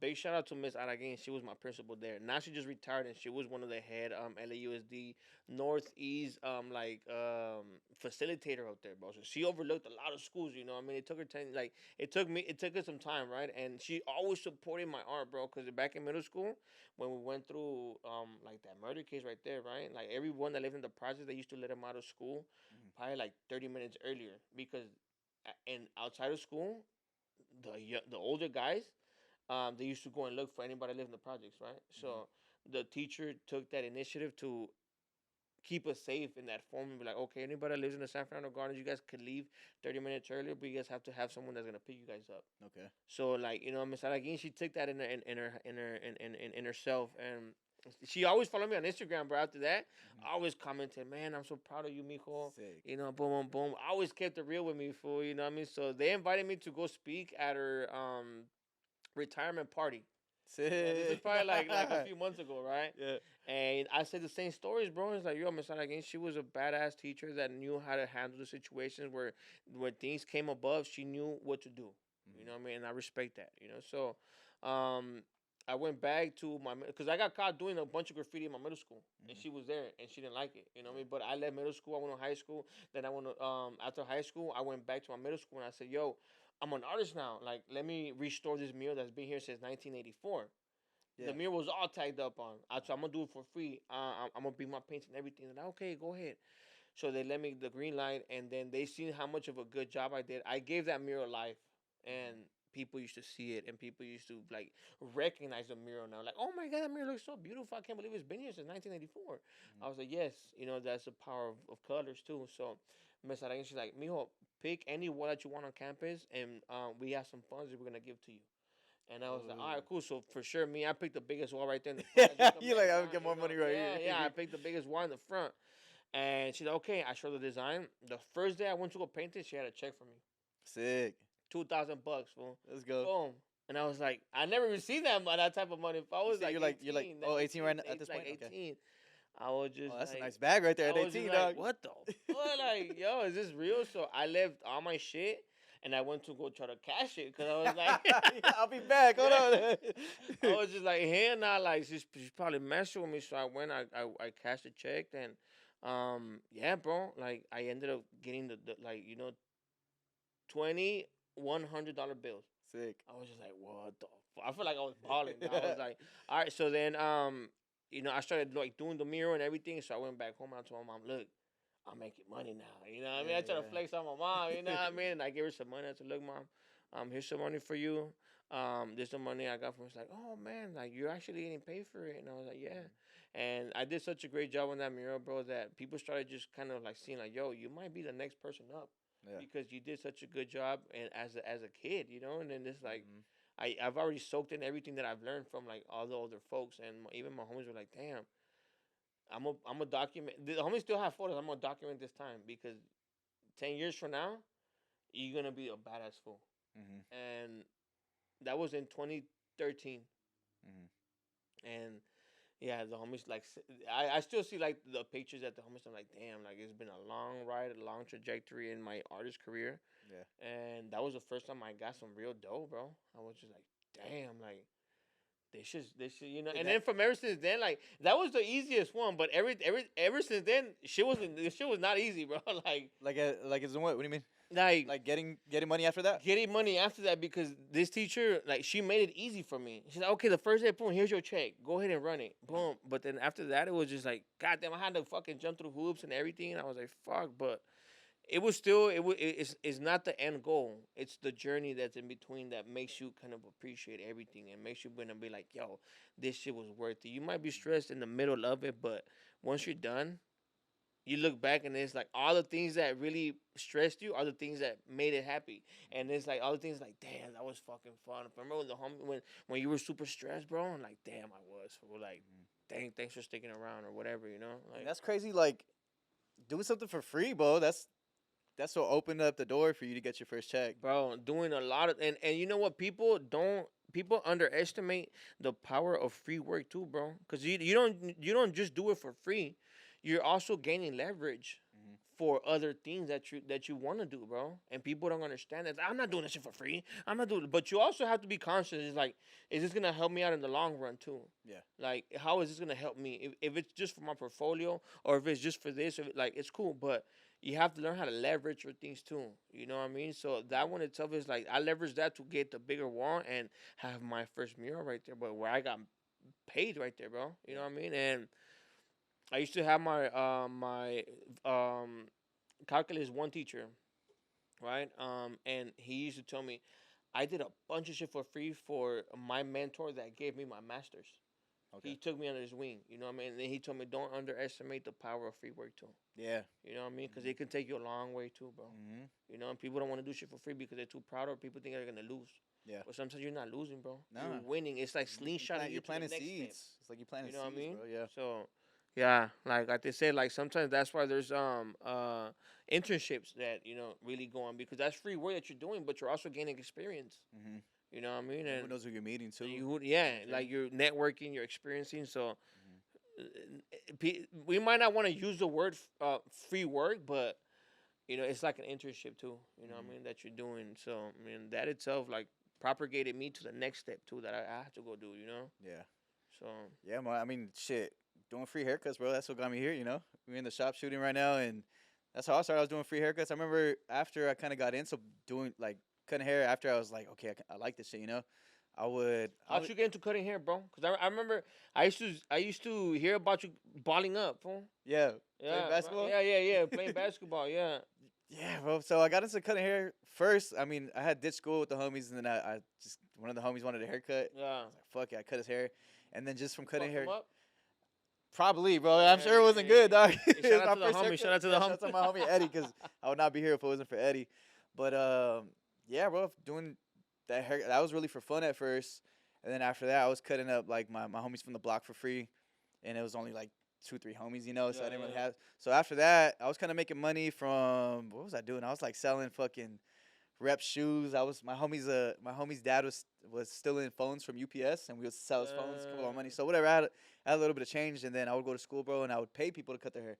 I'd pay people fucking Damn, $2, crazy, bro. $3. Yeah, paying people to cut their hair. Yeah. Crazy work. And then after that, I went to charging 5 to 10, and bro, yeah, just from doing something for free for fun at first, it turned into this, bro. Now I got a barbershop. And I missed when the haircuts were $15. Bro. You know what I mean? $15 probably like 10 years ago, bro. Oh, it's probably longer than that, dog. Yeah, man. You should go up and take my 10, and you tip them 5, whatever and shit. Yeah. Like, damn, dog. This came a long way, dog. Came a long way, dog, man. And Big so shout out. after you got that first check, I'm sure it gassed you up to take flight, it bro. way more serious. Yeah. And then yeah, bro, I've seen you. Tell us a little bit about like what you've received. Actually, tell us like where you've painted like for the city, and like the accomplishments. I've seen you like talk to a few people from the city, and like I don't know if you got awards or if it was like some kind of what was that you got from the city from painting for. Well, painting for the city is it's a lot of hoops that you have to go through, bro.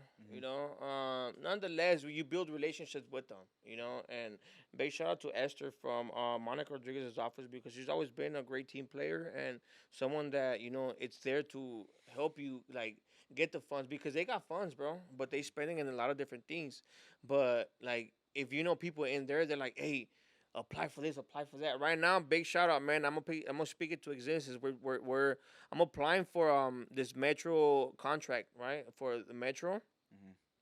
It's a big contract, big money, and there's probably 300-400 people are applying for it. But I'm in a position where like people know my name enough to be like, yo, apply. Mm-hmm. And when I went to an orientation for it, my art teacher from Valley College, Hume Funks, she was there. I think she may be one of the judges, bro.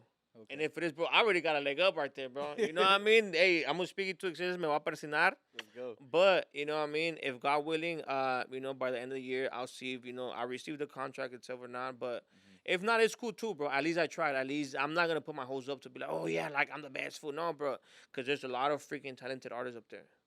But the difference is that who works harder than the next person. Because there's a lot of motherfuckers that could paint. I'll give you that much. But there's not a lot of people that know how to work hard, Mhm. you know, and hopefully that goes my way, but so yeah, like for the city itself, we've done a lot of murals, like the one that's right there located on Paxton and San Fernando Road. Yeah. That's a mural that's been there probably already for like 6 years A few now. years now. Yeah, and it's rocking. It's one of the biggest murals that's above ground in the entire valley, or probably the entire U.S., bro. Mhm. If I'm not mistaken, because there's also one by Valley College, but that one's underground. That one's in like by the river, Okay. right? And but this one that we did, it's up, right? So yeah, with like this was my boy Levi's job itself. I mean, he's the one that like went for it, but we're the ones that were the lead artists on there, and like we had to go get trained and everything, and then It was a whole team, right? it was a team of like about 7 people. I think that's kind of. I might have met you just before you guys Just before, locked oh up. yeah, I wanted to ask you, how did we meet, bro? Like exactly how did we meet? I don't know. Was it through Johnny? I don't know if it was through Johnny itself, bro. I don't know if it was through Johnny itself, I but was just thinking this earlier. I'm like, how the fuck did we? yeah, meet? no, I was in my car driving. I was like, how the fuck did I meet James, bro? Because I know you had that shop up there in San Fernando. Yeah, so much shop, the first one. Yeah, the Silmar shop. Yeah, and I was just like, I don't know, did I go there because someone else was working there, and that's how we met, or did I meet you through Johnny? And then, bro, big shout out to my boy Johnny. Dog. Yeah, That shout was- out that Johnny, was, bro. that was a soldier, dog. He knows everybody. Yeah, that was a he soldier, be dog. connecting everybody. Yeah, and yeah, so I'm like, how the fuck I meet James, bro? You know what I Mhm. mean? Because I remember my boy Edit was also working right there too. Oh yeah, yeah. Yeah, Mhm. so but that was like after, but Mhm. nonetheless, we're here though. You know what I Yeah. mean? But yeah, with that city jobs, like yeah, it's a cool relationship to build with them, bro, because then they have you on the radar, and it's like any opportunity that they know that you can accomplish, and you're trustworthy, and not just trustworthy, but you can start from the beginning to the end, boom, and finish it, and no les vas a quedar mal, meaning like you're not gonna make them look bad at the Mhm. end of the day. That's what Yeah. they really trust. You know what I mean? So, they're always gonna have you on their mind. They're always gonna like look out for you. And I've gotten a lot of recognition from them already, bro. A lot of recognition, bro. And I'm so thankful because when I remember when I got my first one, I was fucking stoked, bro. I was like, Like first contract with the city or something like that. What do you mean? first big recognition, like the ones where all the mayors sign, boom, boom, boom. It's like 12 mayors in the city of LA, Mhm. and then it says your name, and it says the project you did. I'm like, yo, like this is some official ass shit right here, bro. You know what I And mean? that was after the one you guys did, the one on what is it, San Fernando Road by the That train was for tracks? that one. Oh, Yeah, that was yeah, the one. that was for that one. We Okay. got big recognitions right there because that was an impactful mural right there. Yeah. And yeah, like I was like, God damn, like this is some big shit right here. That's just big as fuck. Big as fuck, That's just bro. like Yeah, that's yeah, just massive right there. And yeah. do you think doing that first mural at your middle school is kind of what McLean Middle School. Big you shout think out. that kind of like opened up the doors to where you're at No, now? that just kind of was a testament for me and for what I can do. Mhm. And it's just like, yo, you got what it takes, bro. Mhm. Don't be scared. Go ahead. You know what I mean? Like, don't be scared to stand out. You know what I mean? Like, don't fall into the, oh, I'm not good enough, or like I said, we always feel like uh, people that don't have that worth, like that self esteem, Mhm. people feel like they're not worthy of shit. Mhm. And no, bro, like your self worth comes from trying new shit, from trying hard things that you overcome and you overdo it and you accomplish them and you go through them. That's where your self worth comes from, Mhm. like accomplishing shit, Yep. trying hard shit, Yep. going through it and stepping up and like, yo, I did it. Mhm. Just have some self worth, bro. Don't be afraid to fucking try that hard thing, bro. Sometimes people are too scared and they just want to kick it and just Be comfortable. and be comfortable enough that they don't want to do shit. Nah, bro, go ahead, go out there, like try hard shit, like do whatever you want. Mhm. And what you got to lose, bro? You know? Yeah. All right, bro. So yeah, with like the city stuff that you're doing, what are some of the like the bigger ones that you've done, and like what has the city like done for you or gave to you, or like I'm guessing it's like some kind of awards or just Unveilings. How did that work? Yeah, usually when I go to the Department of Cultural Affairs along with the city, they award me with recognitions, and they have to show up. They don't have to, but they show up just to kind of say, "Yo, like we were part of this project here, and we're supporting local artists and supporting the local infrastructure in our neighborhood to go ahead and beautify the city." So it's an award. Thank you so much, JP, for being part of that change and innovating for our community, because these are things that the community wants to see. We just don't want to see a blank wall that's full of graffiti. Yeah. We want to see something with a message right there behind it. So, for example, the one for Gabriel Fernandez that's located on Ralston and Van Nuys, we're doing that mural for the past 3 years. The past 3 years, meaning we're trying to go ahead and get the funding. We're trying to go ahead and get out. No, the funding the family already had, but we're trying to get the permits. We're trying to get an exact wall. We're trying to get the right location, the right design. It took us about 2 years, right, just to get that itself, right, Yeah. with the help of the whole community. Because I put out a message up on Instagram like, "Yo, we're trying to go ahead and get this wall." We ended up getting about 30 walls, right? Boom, but none of them fit the description that the family wanted, and I don't blame them for it, because they didn't want it just in a janky ass spot. Yeah. They didn't want it in a liquor store. They didn't want it in an alley. They didn't want it nowhere that's like not. It's kind of degrading to his story. Because little boy Gabriel Fernandez was a kid that was tortured up in Palmdale, but he Palmdale, wasn't from Palmdale. He was from Pacoima. Okay. He grew up from year 1 to year 5. He grew up in Pacoima Mhm. by the projects itself. Okay. And then from 5 to 7, they took him to Palmdale, and that's where he ended up passing away, bro. But he was a Pacoima kid, right? So it's crazy how the world works, but it's crazy how energy works, right? Because we went through the whole LA, we didn't see no walls that we really liked. So there was this one wall right there on Van Nuys and Ralston. Mhm. It was by this new owner, right? They just fixed the wall up and everything, and I was like, "Yo, I'm gonna give it a shot. I'm gonna go ahead and talk to the owner. Maybe we can do it here." And they own the beauty salon, and they also own the next spot, which it's a church. Mhm. So I went up there to him, "Yo, man, my name is JP." I told him, I showed him all my recognitions, because I came out in the newspaper like a bunch of different times. So I have those just for accolades and to show the people, "Yo, like I'm not just a street artist. I'm not just like a goofy ass fool that paints and shit. Though I'm also recognized by the city, by local newspapers. Like, yo, this is my Serious. yeah, I'm a Yeah. serious fool. You know what I mean? So this is my things." And they're like, "Yeah, we heard. They're like, we already heard about you, right?" So Okay. I told him, "Look, so I want to do this mural of Gabriel Fernandez. Like, we're all in." I was like, I was kind of Yeah. impacted, because I'm like, we just went through 20 walls, right? And we never liked none of them, or the owners didn't want it. So it's like, just for you to say, "No, we're all in." And it was right there in Pacoima. He lived 2 streets away from where that mural is located, bro. Really? It's fucking true, because there's pictures of him walking down that street. You know what I mean? Yeah. Man, that's a sad So story, bro. we ended up, yeah, big shout out to us. Big shout out to the family, Olivia, Sherry, Donald. Like, they're the ones that were the motor behind this project itself. Mhm. And yeah, well, the city ended up kind of like, they directed us to the right spots, which is Department of Cultural Affairs, and they helped us out, kind of map everything out. Where it's like, "Yo, if you want to do this shit legit, let's go through these hoops, and I can guarantee you that this mural is going to be here for the next 20, 30 years, and it's not going to get touched, and it's not going to be messed by the owner. Even if the owner leaves, this mural cannot be taken down, because it's registered." Okay. Okay. And then they came, and then they gave us this whole recognitions and everything. And this mural, it's impactful, because this mural, it's worldwide. Mhm. Worldwide, bro. People from Brazil, people from Mexico, people from um everywhere that you could probably think of, bro, sending us messages. "Man, thank you so much. This mural went all over," because it's on Netflix itself, right? But Oh, is it? yeah, it's the not the mural, but the story. Okay. Yeah. His story is on Netflix, and Mhm. man, we have so many Is the mural support. in the mural is in that No, because documentary? the story was created like 10 years ago on Netflix. So like, you could go look it up right there. It's like the files of Gabriel Fernandez, or the story of Gabriel Fernandez, right? So Mhm. the family always wanted to immortalize him with a mural. So that's when like the idea came What year about. did that happen in? Man, it's been that long It's already. yeah, it's been a long time, Shit. because he would have been probably seven. No, he would have been 21. This upcoming year, Yeah. he would have been 21 years old. But Damn, man, it's been that long it's then. probably been like 10, 12 years already, bro. Shit. Yeah. I remember, yeah, hearing that story. I mean, that shit was everywhere, bro. It doesn't seem like it was that long ago.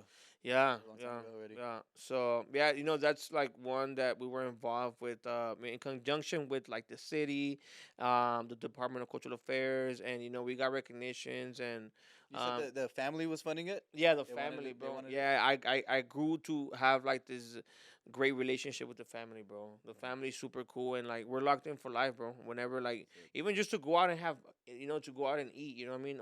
Or sometimes when I want to vent to somebody Mhm. that's of confidence, I can hit them up. You know what I mean? Sick. And I can have a real conversation with them with no judgment behind it. Nice.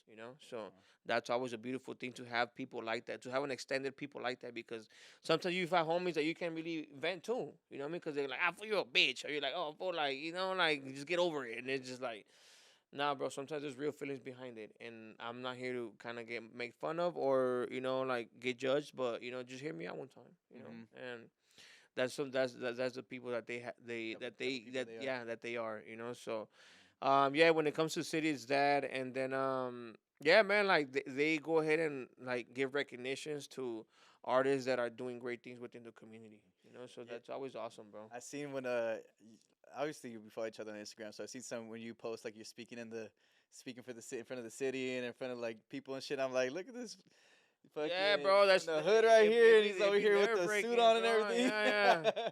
Yeah, it be nerve wracking sometimes, bro. But you know what I mean. I do have to understand that I have this responsibility.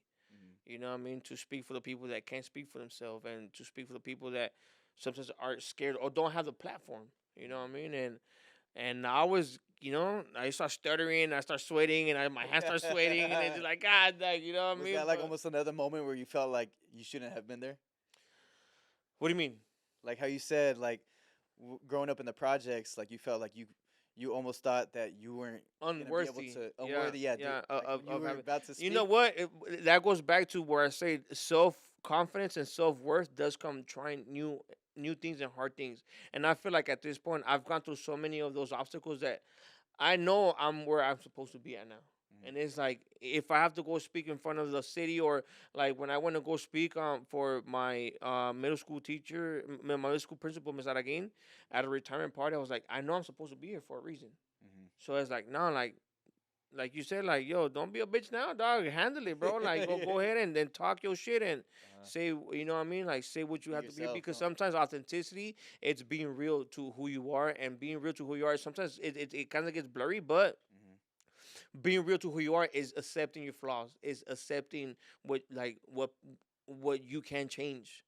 Mhm. What you've been through, like what people used to make fun of you by.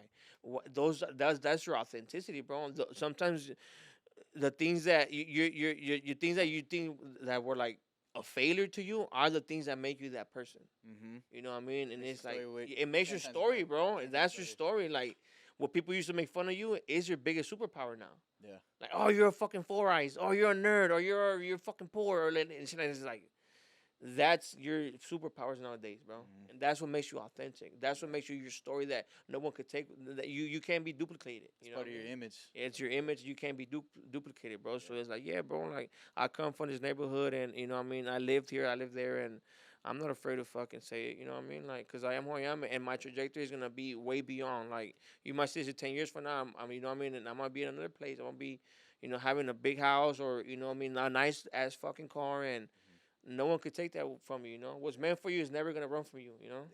And I remember meeting you, bro, and hearing where you grew up from, and No. then seeing the art that you did, and I thought it was the coolest shit. I'm like, bro, talent is everywhere. Like my boys in the projects, like every day is probably fucking hard, and he's over here Yeah, bro. fucking putting together crazy ass murals, art, everything. And you know what? The homies love it, bro. The homies love the fact that I'm myself, because sometimes being yourself, it takes a lot of courage. Mhm. Because people want to grow up in a hood where you have to be super hard all the time, and it's like you can't show your true colors. Mhm. Oh, I like Pokemon. You a bitch. Like, Oh, I like. Oh, you. Like, nah, dog. Like, you like what you like, bro, and don't be scared about it. Don't be afraid, dog. Like, everyone likes that shit too, but they're just Yeah. super afraid to be like, oh, like no, like people want to get cuddled with their girl, like no, like in private, Mhm. they want to get cuddled, but in public, Yeah, like you nah, want to be the little yeah, sweet. like fool, get the fuck away from me, dog. Like like, and it's like nah, bro, like People love authenticity, bro. And sometimes authenticity it comes with a price, Mm-hmm. cause it's like you have to be who you really are, bro. And it's like, dog, no, bro. I like to fucking paint, bro. And then if I want to wear some colorful ass pants, I'm gonna wear them, bro. Mm-hmm. You know what I mean? Don't fucking judge me. Like if I have the courage to be who I want to be, and that takes balls, bro. To be who you want to be, it takes balls. Yeah. It takes it takes a person. You know Yeah. what I mean? To be like, no, this is who I am. But you're gonna accept it. If not, don't fuck with me, bro. Mm-hmm. Because I don't need that type of person behind me. Yeah. You know what I mean? I need someone that's gonna support me. Yeah. You know what I mean? Yeah. And it's just like your story just adds so much more to like to your pieces, bro. Because it's like that's what like how I asked like if you felt like you weren't supposed to be there and like you being yourself so much cooler, bro. Because it's like if you were just trying to like be this like perfect square, you know what I'm saying? It's like okay, it's the square that paints. Oh, that's pretty dope. But when you hear how you talk, bro, you sound man, hood, yeah, and yeah. like when You you know what tell I your mean? story along with a badass piece of Painting, work, bro. It's like it just makes so much more. It makes it it so adds much the more. value to it, bro. Yeah. It adds value to your to your pieces, to your art, to where you come from, bro. That's what I feel. And you know what I've been having this thought of like I want to make a video of like what makes me valuable as an artist, right? Like I come from this neighborhood, right? I came from Mexico first, bro, Mm-hmm. not knowing what the fuck a dollar was, Mm-hmm. not knowing how the dollar looks like. I came here, I think on 4th of July, a little bit before 4th of July. And I remember seeing a dollar for the first time. I was like, "What the fuck?" Like, yo, like, cause What is this? yeah, I was seeing pesos. You know what I mean? And like the coins, and like, my grandpa used to give us a weekly allowance. Mm-hmm. Give us 10 pesos, whatever. We used to go buy the juices in the bags. You drink them on. But I remember when I came here, I was just like, "Fuck!" Like, this shit is so different, And I remember like no one really liked us here, bro. Me and my sister, bro. No one really fucking fucked with us like that. And I remember my tia Mayren. Shout out to my tia Mayren, bro. Right now she's in dialysis and everything, and I love her so much, bro, because she embraced us, bro. She never fucking belittled us, bro. She mm, always took us everywhere. She used to take us to where's was it the big ass trees at? The big ass fucking trees up in like sequoias, bro. She took us to sequoias, bro. And we're like, what the fuck? And I remember I used to be embarrassed and I used to be ashamed of myself because when I started getting in trouble, my mom used to tell her, and then they used to tell her, don't let your kids hang around with JP because he's a bad influence, and he's gonna fucking turn your kids out, and he's gonna like make them do drugs and everything, bro. And I was so embarrassed too because I cried one time to her, but I was like I'm not a bad person. Like, sometimes, like I got caught with the wrong people and I went to jail and I went through a murder case but I'm not a bad person. I promise you. I love your kids and you guys embrace me so much and and I cried to her, bro, that time, bro, and she's like, Mijo, like you're never gonna be a bad kid for me. Like I know you have a great heart and I want you. I always be here. And shout out to my tia Mayra. She always follows me on Facebook and like, I love you, tia, but um yeah, bro, like, like just growing up there, like people don't really kind of see you like that. But I told myself, and it's just that itself is like, I'm gonna be that person. I'm gonna be that badass fool that comes from the hood and it's like makes it out the hood and Yeah. it's not gonna forget about it, bro, because I fucking do like art classes for the kids down the block. Mm-hmm. Free art classes, you know what I mean? If you want to take advantage of them. I don't charge nobody. We get funding from the people and we invest it right back. And I don't take no money from there. You know what I mean? Like, I get contracted to go to Venice, to go to LA, and they pay me to do art classes for the kids. But it's like, why doesn't my neighborhood have this shit? Yeah. You know what I mean? Like, I don't gotta get like, why does it my neighborhood get contracts for me to go and paint and show the kids that they can be free through art, art like education through art. You know what I mean? And have that confidence within them. So it's just like, no, I took initiative um with the young girl right here in Pacoima too, and she created a nonprofit that's called the Mac Project, and we just started running through there. Mm-hmm. And yeah, I probably went on a whole fucking tangent. I forgot the question, but It's all right, dog. You let it all I out. forgot the question. I always do this shit. That's why I had to catch myself, man. Like, hey, drop this shit something in the comments, man. But you know what I mean? I need some pointers, dog, because I be fucking up sometimes. I think we both got what is it? ADHD, bro. Yeah, we just started just fucking start ranting, going. bro, for no reason and shit. Like And you painted your sister. right? Oh yeah, A mural of your sister. right there on the school that we live in front of by. Like my sister, and I painted my mom too. Oh, really? For Mother's Day. I didn't know Yeah, bro, for Mother's Day, man. I painted my mom 3 years ago for Mother's Day, right? I had this design that I did on my iPad, and I told my dad, how cool would it be if I paid my mom? that. Mm-hmm. My dad seen the design. My dad started crying for. Sick. My dad was like, "That's beautiful." I was just like, "Yo, if it impacted my pops, I know it's gonna impact my mom." Yeah. So that it was like 3 days before Mother's Day. I went down Van Nuys, and I went through about 10 shops, and I told them, "Yo, man, I got this idea. I want to go ahead and paint this for Mother's Day. It's about recognizing the moms and like the people that gave birth to, like, we're here because of a woman, bro. Mm-hmm. We're here because of a woman, 1000%. and it's like we have to respect them, bro. Mm-hmm. And um, 10 people told me no, two said yes, and one of them was a woman Mm-hmm. that she owns a business right there on Paula and Van Nuys. She owns a phone store. And she said, go ahead. Don't worry about it. My daughter follows you on Instagram. And I think that's the problem. That's like the perk of like having like being popping on online, because people know you and it's like, Oh, yeah. yeah, go ahead. Like that, hey, my daughter fucks with you. She loves your content, whatever. Mm-hmm. So she's like, go ahead right there. So okay, so I'm gonna pay my mom, but it's to honor like the moms of not just mine, but around the neighborhood, around, what I mean. It's like, yeah, go ahead. So I ended up getting that picture. It took me 2 days, but I'm working like long hours. And then when it was real Mother's Day, I told my pops, bring my mom and my brothers and bring them to the mural. I'm gonna be right here with flowers. You know what I mean? No. Yeah. So my dad told my mom, hey, let's go around the block. We're gonna get you something right here. So they brought it to the mural, and I was already right there with flowers. You know what I mean? Shit. And then my mom got out and she's like, oh my god, that's me. She started That's crying, sick. bro. How big is that wall? It's probably like 10 by 10, bro. Okay, something like. But this. it's down Van Nuys. It's a public area, so everyone sees her, bro. Like her homegirls, like, Yeah. you know what I mean. My Did dad. they feel weird, like your mom or your sister, about No, having my mom likes. My dad doesn't like it because he's like, dude, like I see your mom at the house all the time, and then I have to go You down see Van her Nuys, on and I Van still Nuys. see your mom all the time. And I was like, God, She's watching me everywhere. I was just like, pops, hey, dog, this is your cross you have to carry, homie. Like Jesus, like carried that cross. This is your cross, bro. You know what I mean? And yeah, but like when she went up there, she was just started crying, bro. Cause I told her mom, like, I could give you flowers, I could give you money, I could give you chocolates, but what's more worth than my time and and the thing that God gave me, bro, my talent, you know what I mean, my Yeah, passion, yeah. bro. Like And that's one something thing that that she comes loved doing within, too. bro. Yeah, and that's Mhm. something, cause my mom told me, bro, and I'm gonna say it again. I'm living my dreams through you, Mhm. cause I wanted to be an artist too. Mhm. And she's like, don't ever take it for granted, bro. That's a blessing, bro. Bro, imagine how the fuck that makes me feel. Yeah. I was just like, bro, like I'll be a straight lame if I let her down, dog. Nah, bro, I have to fucking push it to the limit. Like Rick Ross said, push it to the limit, dog. You know what I mean? Yeah. I work and work to push it to the limit, cause Don't be a lame. your dream, what you're living right now is the dream of many others, and little kids and the city's looking at you, bro. Mhm. And one thing I just don't like that people try to hold me to like a standard where it's just like, oh, you're like you're someone to look up to. I was like, no, cause I have my flaws, bro. I like to fucking get drunk sometimes, bro, and I like to fucking act out, bro, and I like Hennessy, dog. You know what I mean? And it's just like, you know. Yeah. I know you like that. You know what I mean? I like to act out, bro, and I'm a human being, bro.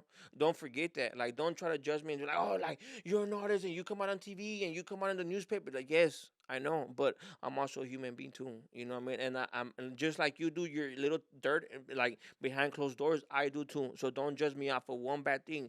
Judge me off of every fucking thing that I've done. Mhm. Okay, I'm a compilation of a million things that I've done. So don't judge me off of one bad fucking thing. Yeah. Because people love to hold on to that one bad thing. Oh, you're this person. No, I'm everything put together, bro. I'm a slice of like many actions that I've done.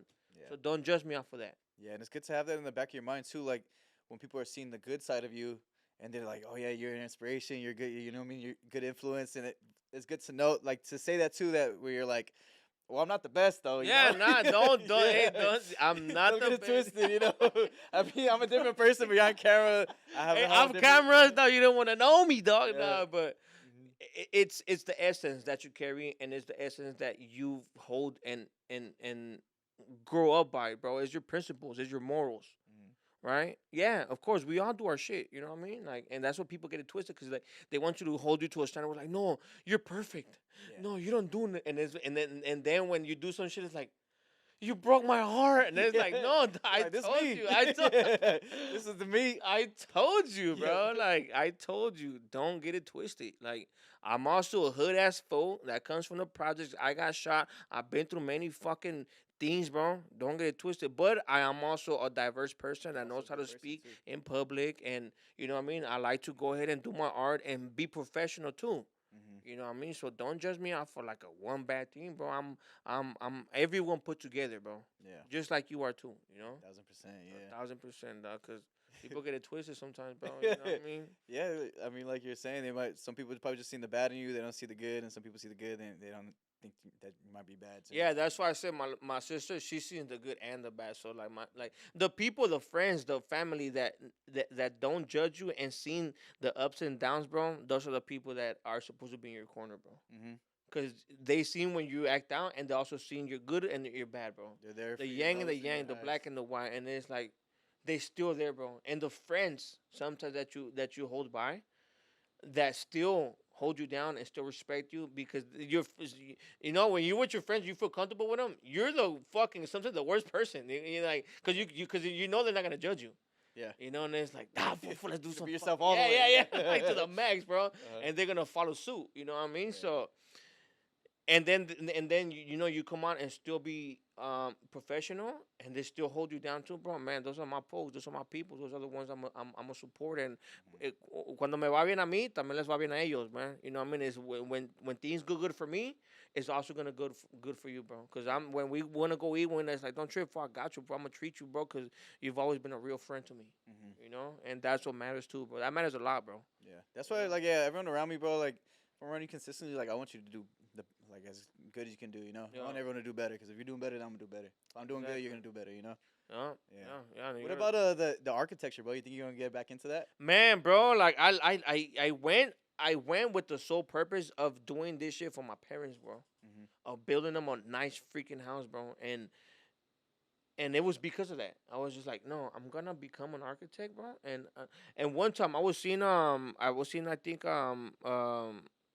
this show in Spanish, right? I think it was not Telemundo, right? But it was a show that he used to just show like impactful shit. And there was Mexican architect that had this underground house, bro. So you go into his house and everything was just lawn.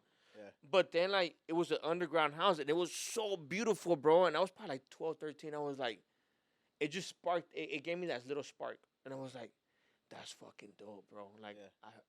I may be able to do that. You know what I mean? And then I grew up and I started kind of seeing the structure within my family too. And it's like, yeah, I know we're not rich, bro. I know sometimes we struggle, and my dad's the only one that's making ends meet, and my dad's eventually gonna get tired and is gonna be older, and I'm gonna one. And like my pops always told me, you're the man of the house. When I'm leaving, you have to take responsibility.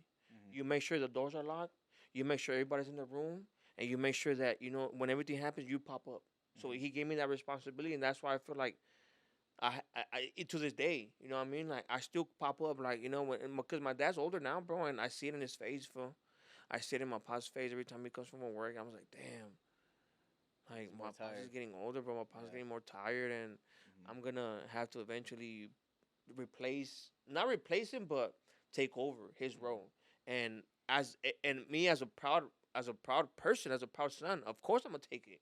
And I'm not gonna say no. I'm not gonna be like, oh, why me? No, with honor, bro. Cause honor, love, power, and respect. That's what I go by with my family. You know, it's like, yeah, of course I'm gonna take it, pops. Like, Mhm. hell yeah, bro. It's gonna be an honor for me when you retire and I could take care of you. Yeah. You know, Mhm. and hell yeah, bro. So don't worry about like, oh, I have to go to work and it's like that. If you don't even want, I told my pops, bro, if you don't want to go to work no more, don't go to work no more, bro. I'll pay the rent and I'll do this and I'll do that, bro. Like right now, I'm saving for a house for my parents, bro. Mhm. I didn't do the architect thing because I've been so busy doing my art shit. Yeah. But eventually, do I want to go back and at least I finished my AutoCAD. AutoCAD is where you know where you design the houses and when you do the plans and when you do the floor plan and then you build it to a 3D plan. Okay. You know, and I think that shit's cool as fuck. I was so lousy at that because I got discouraged, bro, and that had to do with the school system because the classes where I was at, there was two classes in one. So there was the advanced class and there was the beginner class, and I used to get discouraged because I go in there and motherfuckers were already like building. I was like, fuck, I barely know how to do F1 and F2 to create a line, and motherfuckers were already like putting the sun in a certain angle at like, oh, at 3 p.m. the sun's gonna be here, so the shadows are gonna be within the house right here. And it was crazy, bro. And I was like, fuck. And we're gonna use granite and we're gonna use fucking wood flooring it. So you could put everything in the house to make it look as realistic as you can. But I was already like, I used to get so frustrated because I'm like, yo, I don't know how like to a lot to like fucking grasp do this, all bro. that. Yeah, I used to be overwhelmed, bro. Yeah. I don't know how to do this, bro. I don't know how to do this. And I used to ask for help with the teacher, but the teacher was just like, oh yeah, I'm gonna give you 5 minutes, and then he'll do everything for you, but he won't teach you. Yeah. And I was just like, dog. And at that point, my artist career started taking off. So I was like, man, fuck this shit, dog. You know what I mean? Like, I'm gonna just keep on. But I ended up doing up to calculus 2 and up to physics, bro. And after that, I fell in love with physics, bro. Because you need to know up to calculus 2 in order for you to apply that type of math to physics itself, because there's a lot of computations. That shit's something complicated, bro. Bro, but but that itself, bro, is like you see the world differently, bro. You literally see the world differently. It changes the way you look at the world, bro. And I was like, fuck, this is some fucking badass shit. Because I feel like that in itself made me a better artist, because you learn about like the wavelengths that your eye can perceive, bro. Because there's in the spectrum of seeing, there's like this. We can only see this much, bro, in a fucking bar that's like this. Because there's also like gamma rays. There's also like infrared. There's also like you know, like when they see in the dark, or when they see the heat waves and all of that, bro. Like the radio waves, like the microwaves, like those are things that you can't see. What the fuck? There's like that's like when the eagle is up in the fucking sky. He could see a rabbit that's like all the way down to the floor, because he could see the heat signature that the rabbit is leaving, so he can know where it's at. Okay. Boom. That's why Like they can fucking go tracing it. and fucking go directly to him. Okay. We can't see none of that. Like, we can only see a little part of the light spectrum. Okay. And when I learned that, I was like, damn, like, that's so fucking trippy to me, because I'm an artist, and like, we can only see a certain type of color, even with colors. So that kind of revolutionized my mind. You know, I was like, damn, this is dope as fuck, bro. I want to learn this shit. You know what I mean? And it's like, yeah, I was mind blown, bro. I was mind blown off of that shit, bro. So you do think then you're eventually gonna go back? I want to, bro. I want to. I told my pops 2 days ago, bro. My little sister's in Cheer right there in San Fernando. But I told my pops, if I would have another upbringing, bro, if I would have another life, I would probably be a crazy ass fucking mad scientist. Because I love this type of new information. Oh, okay. I love what you learn. math. I love like learning, bro. I love like learning about like the rules of the world, bro. Like the light speed. You can only travel so fucking far, like so fast within before breaking the physics rules. You know what I mean? So I would probably be a crazy fucking like scientist in the backyard. You know, So just learning physics and all this shit just fucking opened up your mind so much more. bro. I was like, why the fuck was I exposed to this shit in high school? You know, high school just taught me fucking like mechanics and like stuff. Yeah, just dumb not dumb shit, but just like stupid like, oh, cooking class. I was like, I don't want to cook, bro. like, you know, I want to fucking learn some other shit, but yeah, bro, I was just like, no, like I would probably be someone else if I had a different upbringing, if I had a different family, not a different family, but a different social economic status. You know what I mean? Where I can literally learn more the shit that I want to learn. You know, and I was just like, me tocó lo que me tocó, bro. And it's like, I get what I get, bro. And this is my life, and I'm gonna take advantage of whatever I can do, bro. Because hopefully my kids, my sons, can take advantage of what I couldn't do. Yeah. You know. And whatever you can provide them. And what I didn't learn either. You know what I mean? What I wanted to be. Because you got dreams too that you'll be like, man, in a perfect world, I would have probably been like an entrepreneur, or like I would have been doing something else. You know what I mean? That I wanted to do. But those are the dreams for your kids, down the line. Like that's your future generation that you could teach them to accomplish what they want. You know what I mean? Yeah, Like, I mean, whatever you learning, you know, what I mean, you're helping them out that much by yeah. because you're gonna give them the knowledge that you know, Hmm. obviously, and stuff like that. That's fire, bro. And artists, I seen, bro, you working with like CB and Tough Crowd. Like, what other crazy Man, celebrities have you worked with? like so, I was watching my shit, bro, and I was like, damn, I really been around, bro. Like, and it trips me the fuck out because I'm like, bro, I'm a fucking fool from like the projects that goes to fucking work with like some of the biggest celebrities, bro. And I'm like, I can't believe some of them right there. But I've gone to work with like Brandon Jennings from Tough Crowd. You know what I mean? Then I've gone to a big shout out to my boy Matt because he's the one that introduced me to him. And I work with the homie Red right there and the homie Mikey. But I did such a badass portrait for him that he was like, bro, I need you to fucking pimp out my whole house.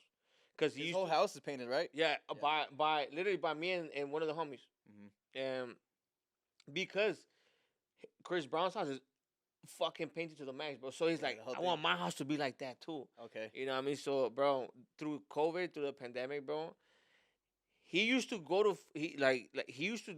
That's how that's how I was able to keep my money, bro, because of fucking Brandon. Because he used to be like, all right, bro, we're everybody's locked up, everybody doesn't want to come out. I'm gonna be in my room, but just come to the house and paint. Don't even Okay. trip. I got money for you, bro. You know Uh-huh. what I mean? So like, I'll come in there, he'll give me a stack of money, and yeah, he was like, fool, I want this, I want this, I want that, I want that. Just, he was a crazy fucking psycho, bro. He's like, I want this, I want this, I want that. And it's like, I'm gonna create the vibes right here, bro. It's like, I'm a vibe creator, you know Yeah, what yeah, I yeah, mean? yeah. And then this one time, this fool bought kombucha with shrooms infused, bro. Oh fuck. Dog, everybody took this shit. We were all fucking tripping right there. It was like the homie was Yeah. painting, I I'll was paint painting, for a week straight bro. now. The other homie was cutting hair. The other homie was cooking. This fool was fucking playing music. I was like, everybody was Oh, was in shit. a row, but it was like I'm gonna create the atmosphere right Yeah, here, bro. yeah. You That's the know? most creative It's atmosphere you, right there. that's a Shroomed creative out. shit. Everyone's gonna be on one. Yeah, so I remember CB went to this fool's house, and he see me painting. He's like, "Hey, dog, you cold with the brush? Mhm. Like you a cold ass fool with the brush? I mean, I appreciate it, bro. You know what I mean? Was he crazy meeting him? Like, No, cause I was never like oh my god, like what are you like, mhm. I never been to his music like that. Like, Yeah, into his music, I was never like that, but I knew who he because he's a fucking worldwide R&B of artist, course. bro. Yeah, You yeah. know, so he was right there, but he just like, hey, bro, you cold with the brush, bro? I was like, thank you, dog. Boom, but I put my headphones on, bro, and I just do me, Mhm. but my headphones always were off. So I Yeah, like so I just would don't hear bother me. Yeah. yeah no I would hear everything, but I would just pretend like I'm hearing music, but it was like I want to hear what these fools have to talk about, Of course. because so chismoso, so I'm a DJ, bro. Like I just want to hear what's going on because it may be game for me too, Yeah, what I mean? yeah, yeah. Like, and then a few weeks later, he's like, hey, bro, Brandon's like, hey, CB wants you to go to his crib, bro. Mhm. You down to go? I'm like, fuck yeah, fool. Like, you know what I mean? Let's What I go, can say, dog. He's dog? like, yeah, let's go. So we went up there and yeah, that's when I met him, and he was like, what up, fool? Boom, boom, boom. He's like, hey, dog, I see you getting right. I see you getting down right there. This was crib. You want to paint at the crib? I'm like, hell yeah. He's like, okay, I'll hit you up. And I was like, okay, cool. So then it was fucking random time. He just hit me up. He's like, hey, it was like at 5 in the afternoon. Hey, you want to paint at the crib? And that's when I met the homie James Hound, Uh-huh. badass artist, love from Love Crew. The homie Blue, badass artist too. The homie Cozy, badass artist. Oh, Like, I think I seen that picture. Yeah, I was looking through all the profiles and they're all dog, getting down. like I couldn't believe I was right there with these fools, dog, because these fools are stars to me, bro. You guys are. It was literally like a group of fucking Oh, legendary that's what we're artists right painting for there. Gina Aiko. Okay. Oh no Yeah, way. yeah, we're painting Sick. for in Melrose. She was gonna do some pop up right there, Mm. so they're like, "Hey, fool, come through, dog. Like, let's paint right here." And they're like, "Yeah, it's for Gina Aiko." I was like, "Oh shit, for sure, bro." And she popped up. She came through, bro. You know what I mean, with her daughter, and we met her. Like, Sick. took some photos right there. I never got the photos, but we took photos right there. But the time I want to go paint at Chris Brown's house, bro, that shit was insane, bro. I got there like at 6 in the afternoon. And then all the homies right there. It was a paint party, fool. Uh-huh. Right? I didn't stop painting till 6 in the morning, bro. Jeez. Crazy, dog. And he's like, "Hey, fool, I'll be back. I'm gonna do a club experience. I'll be back." Uh-huh. And then he brought Tyga. He brought fucking, oh man, what's the other fucking fool's name? Another fucking famous singer too.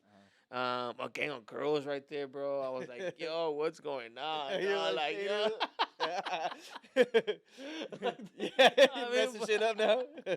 yeah, I was like, yo, this shit is fucking trippy, bro. At that point, I was like, I'm where I'm supposed to be at. Yeah, You know what I mean? yeah, I'm where I'm supposed to be at, dog. Mhm. And it was never about money because I never charged nobody right there, bro. I'm getting invited to paint. I'm getting invited to vibe.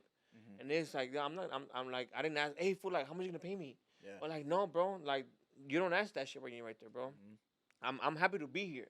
Yeah. I'm happy to share space with like some of the fucking artists. Fool, this fool Blue has a shoe with Nike, Mhm. right? Like, Oh yeah, uh, seen that too. yeah, that fool James Howe has fucking like contract with Life Water and like you know he does like shit for them. Mhm. Domingo's a badass art. I'm like, yo, It's a like room you want to be in. yeah, and it's like, People you want bro, to be like around. I'm no one right here, bro. Like I'm just a fucking like a small time fella with big dogs in here, bro. So I'm right there fucking doing whatever I can do, Yeah. you know. And that shit finished at 6 a.m., bro. And I was like, hey, fool, you got down, dog, boom, boom, boom.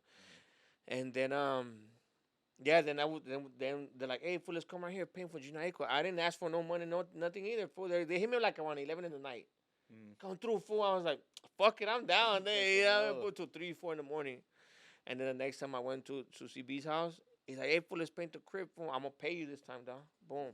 Gave me 12 racks, fool. Oh shit. 12 racks, fool. Damn. Boom. And I had my leg broken at that. That's when I had my. You still had the cast on? Yeah, I Or still had the cast boot? on, The my boot? boot on, bro. I told him ACB, fool. I had my boot on, bro. He's like, don't trip, I'll push you. I was like, fuck it, fool. So I went, and that fool pushed me all the way to his crib because Yeah, up the hill, yeah. I had the scooter. I remember the scooter. The scooter, and he pushed me all the way up there, boom. And he's like, fool, don't trip, dog, boom, boom, boom. He gave me 12 racks, like, fool, here, dog, this is for you. I was like, What? all cash, fool. I was like, duh. I was like, hell yeah, dog, that shit motivated me. My fool. foot don't hurt no Yeah. more. Yeah, you start I was walking like, around. that's slapping my shit, you know what I mean? But I was just like, dog, like, you know, like, this is where you're supposed to get to. You know what I mean? Like this is where I'm supposed to be at, and I don't ask for shit like that. And it's just, bro, and that just goes to show, bro, wherever you're at, you always show the best customer service, and you always do the best you can, bro. You know, with the homie Brandon, I always did everything. That fool used to go to vacation, and he'll leave me money, he'll leave me a gun, and then he'll leave me the keys to his house. He's like, you can Sick. sleep here, fool. I was like, for real? He's like, yeah. So I'll get like, you know what I mean? I'll get blasted right there, drunk as fuck, and I just start painting, put the Sick. music on my full blast, bro. Boom, dog. Let's go in. Yeah, and I'm gonna tell you this story, bro, that's worth saying, right? Mm. So there was this one time when it was his birthday for his 31st birthday. He had it at in Beverly Hills for Jason of Beverly Hills. It was a jeweler, right? Mm. And he's a jeweler, and he told me, look, fool, let's go day before, and I want you to be painting here because we're gonna have like big people right here, bro. That was P Diddy's son used to be right there. Something Clarkson, some fool that fucking does play, Basketball? yeah, plays Jordan Clarkson. yeah, he was right there. Kanye West designer was right there. Sick. That's a fucking photo I have on my Instagram, dog. I was like, fool, like I'm right here with these fools, like, bro, like who the fuck am I, fool? Like people are gonna think this is Photoshop. Like, like fool, I'm not supposed to be here, dog. Like so, I was painting that time, dog, and I went in a car. Fool, I didn't have no fucking money that time, bro. I had no money, Ryan. That was a while back, and I had no fuck. I probably had like 10, 20 bucks on my card, and then I parked the car in there, and then fucking. I was done painting, right? And then I had to get my car out. Like, okay, I was done painting because there was big stars right there. For I was like, I'm not no like I don't even want to talk to this because like I just felt like little fool. So I just got on my shit, boom, and I was like, all right, Brandon, I'm gone. I was like, for sure, let's take a picture, fool. Like see beach right here. And I was like, for sure, take a photo, boom. I had like $10 on my name right there, and then I got on my shot, so I'm gone then, fool. And then I started taking out my shit downstairs. I was in the parking lot.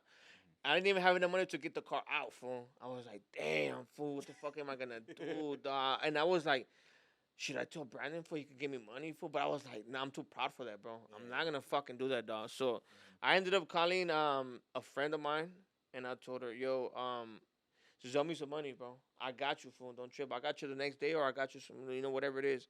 She's like, man, don't trip, fool. She sent me a gang of money, boom. Not even like $50. I got some food, and I got the car out, boom. And then I went home, bro. I was fucking already tired as fuck. And then BJ Brandon the next day he's like, hey, fool, come to the crib, boom. At that time, fool, he gave me his chain, bro. The little chain that it was like a gun chain. Mm-hmm.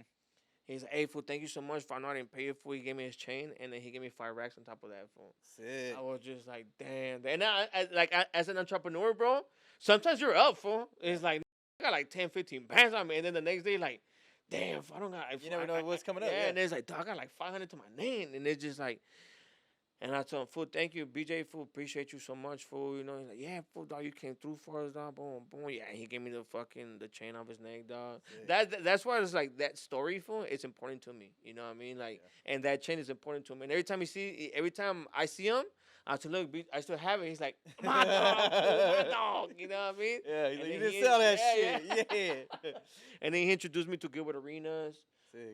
Dwight Howard, yeah, fun. It was just like a chain of people that I started meeting and shit, you know, because That's fire, bro. Like it's obviously the chain holds value, but it's like the it's story with behind it, bro. Yeah. It's like you got the 5 bands, but it's like this chain is holds worth a lot it, to bro. it. It's worth it, bro. And I was like, damn, dog. Like I told him, fool, I appreciate you, dog. And yeah, he's always been a homie, fool. You know what I mean? He's always been a dog right there, bro. So that's fire. You know, we always keep contact too, even through Instagram. He's like, bro, and you know, trip out, fool. Even with the stories with fucking CB too, dog. Like sometimes I'll be in the hood right there with the homies, fool, right?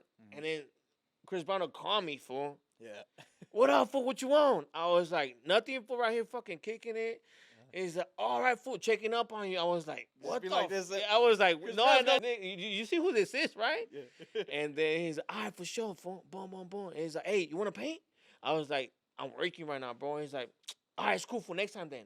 I was just like, what the spontaneous fuck? shit. I was like, this fool is calling me, dog. I was like, well, that's what trippy ass shit, dog. Yeah, it's literally a living legend, bro. Bro, I was like, and yeah, and I have messages with that fool on Instagram that people don't even believe. Fool. I would never put this message out, but it's like him giving me his number, him just dabbing me up, fool. I'm like, damn, dog, like.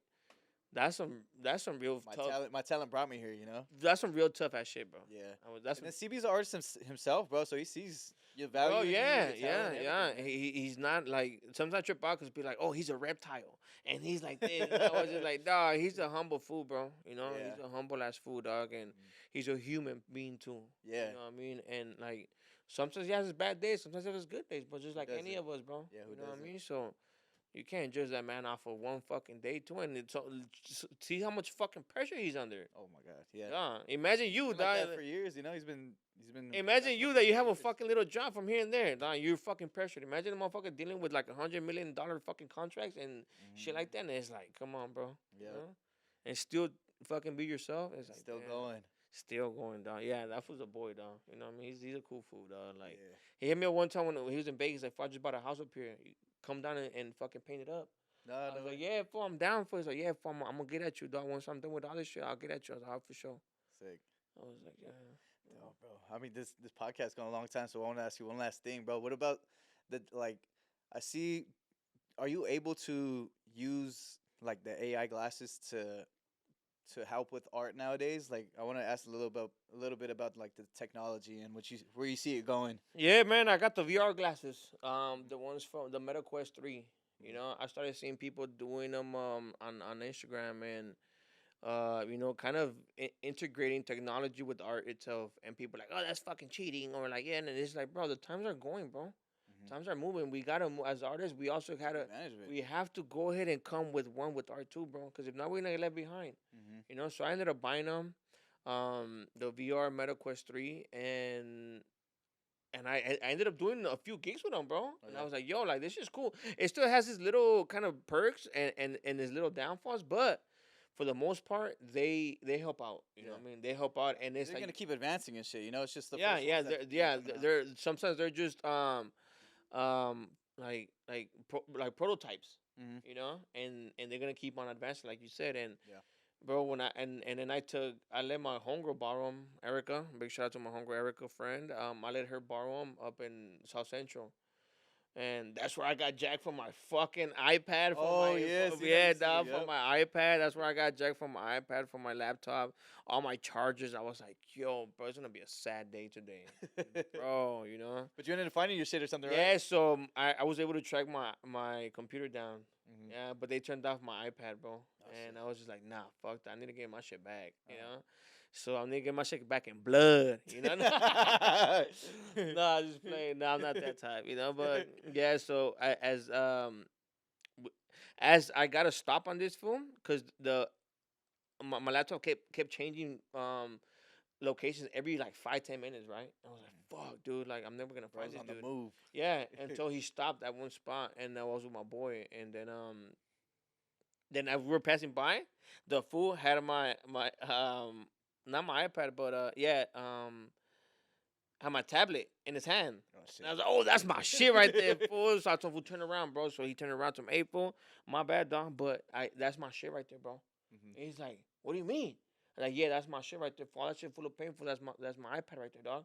He's just like, fool, I just bought this shit right now, dog. Like, I'm not gonna give it to you, fool. I'm gonna take a loss. Yeah. I told him, for whatever it is, fool, that's my shit right there. I'm gonna need that shit back, fool. But he didn't have my laptop. He just had my fucking iPad. Yeah. I told him, look, fool, how much you want for my shit? I'm not here to fucking argue. I'm not here to fight, fool, because there's a gang of fools started popping up the tent. Yeah. I was like, oh, yeah, fool. Like, I'm going to get my shit beat right here. I'm going to get my shit rocked, fool, if I start getting crazy with this, fool. So, but the homie was already getting crazy with his homie on the side, fool. Like, that was already like, what you mean, dog? I'm about to make fool, just relax, fool, because this was our gang of fools, dog. And they're yoked out, fool. You know, the Morenos are yoked out, fool. So I was like, fuck, fool. I told him, I'm not here to argue. I'm not here to fight, dog. I'm here to pay, homie.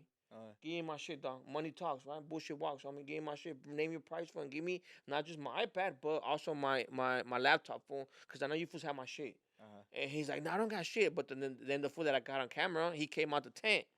I told him, look, for your boy has it, fool. And he's like, yeah, we got the bag right here too then. I was like, okay, for name your price, fool. $350. Go ahead, homie. Don't trip. For take your money. For give me my shit, dog. Yeah. You know, I'm not here to fucking argue, homie. Like I'm here to get my shit back, and cause I got projects in there for that are fucking. The iPad itself is $1,000, fool. Yeah. And I got projects in there that are fucking worth more than that. So I was like, I don't mind paying whatever he's gonna say. For. I was like, fool, here you go, dog. Back, bro. Yeah. I need my work. shit back, dog. If not, I'm gonna need that, homie. You know? Yeah, I'm gonna be coming back, bro. Oh yeah. Yeah, but you know, I got my shit least back you got from it them back, fools, though. bro. Yeah, that was a big fucking blessing, bro. But yeah, going back to your question, yeah, the AI glasses do come through, bro. And I let them borrow to my homegirl, and she's also experimenting with them too. So anybody, any artist, you know, any visual artist or anybody else that wants to experiment with them, the MetaQuest 3, they work great. There's also like different programs that are that they're implementing on them that may be more stable. You know, so like they're cool, they're dope, you know, and you can make money with them too. You know what I mean? Like it's a dope like concept, and you have to also adapt with the times, you know, because you can't just get left behind. And You gotta get with it or you get left behind. yeah, bro. So they're a great tool for you to use, and remember, they're just tools. You know, at the end of the day, it comes within you. It's not on you; it's within you. You know, so. And before we get out of here, man, what do you got? What do you got for aspiring artists or anything else you want to say? Aspiring artists, man, like don't be afraid to stand out. You know what I mean? Like everybody that's somebody they stand out. I think different. Don't be scared to show who you really are, and you know direction is more important than speed, bro. Don't be trying to go nowhere fast, bro. Like take your time. Be calculated with your moves, bro. Like if you want to get somewhere, take your time, plan it out. You know what I mean? Because sometimes you can go fast as fuck, but you're gonna go fast as fuck nowhere. You know? So take your time, calculate your steps, and like you know, don't be afraid to stand out either. You know what I mean? Like that's what it is too, bro. You know, and work your ass off, bro. Learn your niche, and learn to like be there for the things that you're good at. You know what I mean?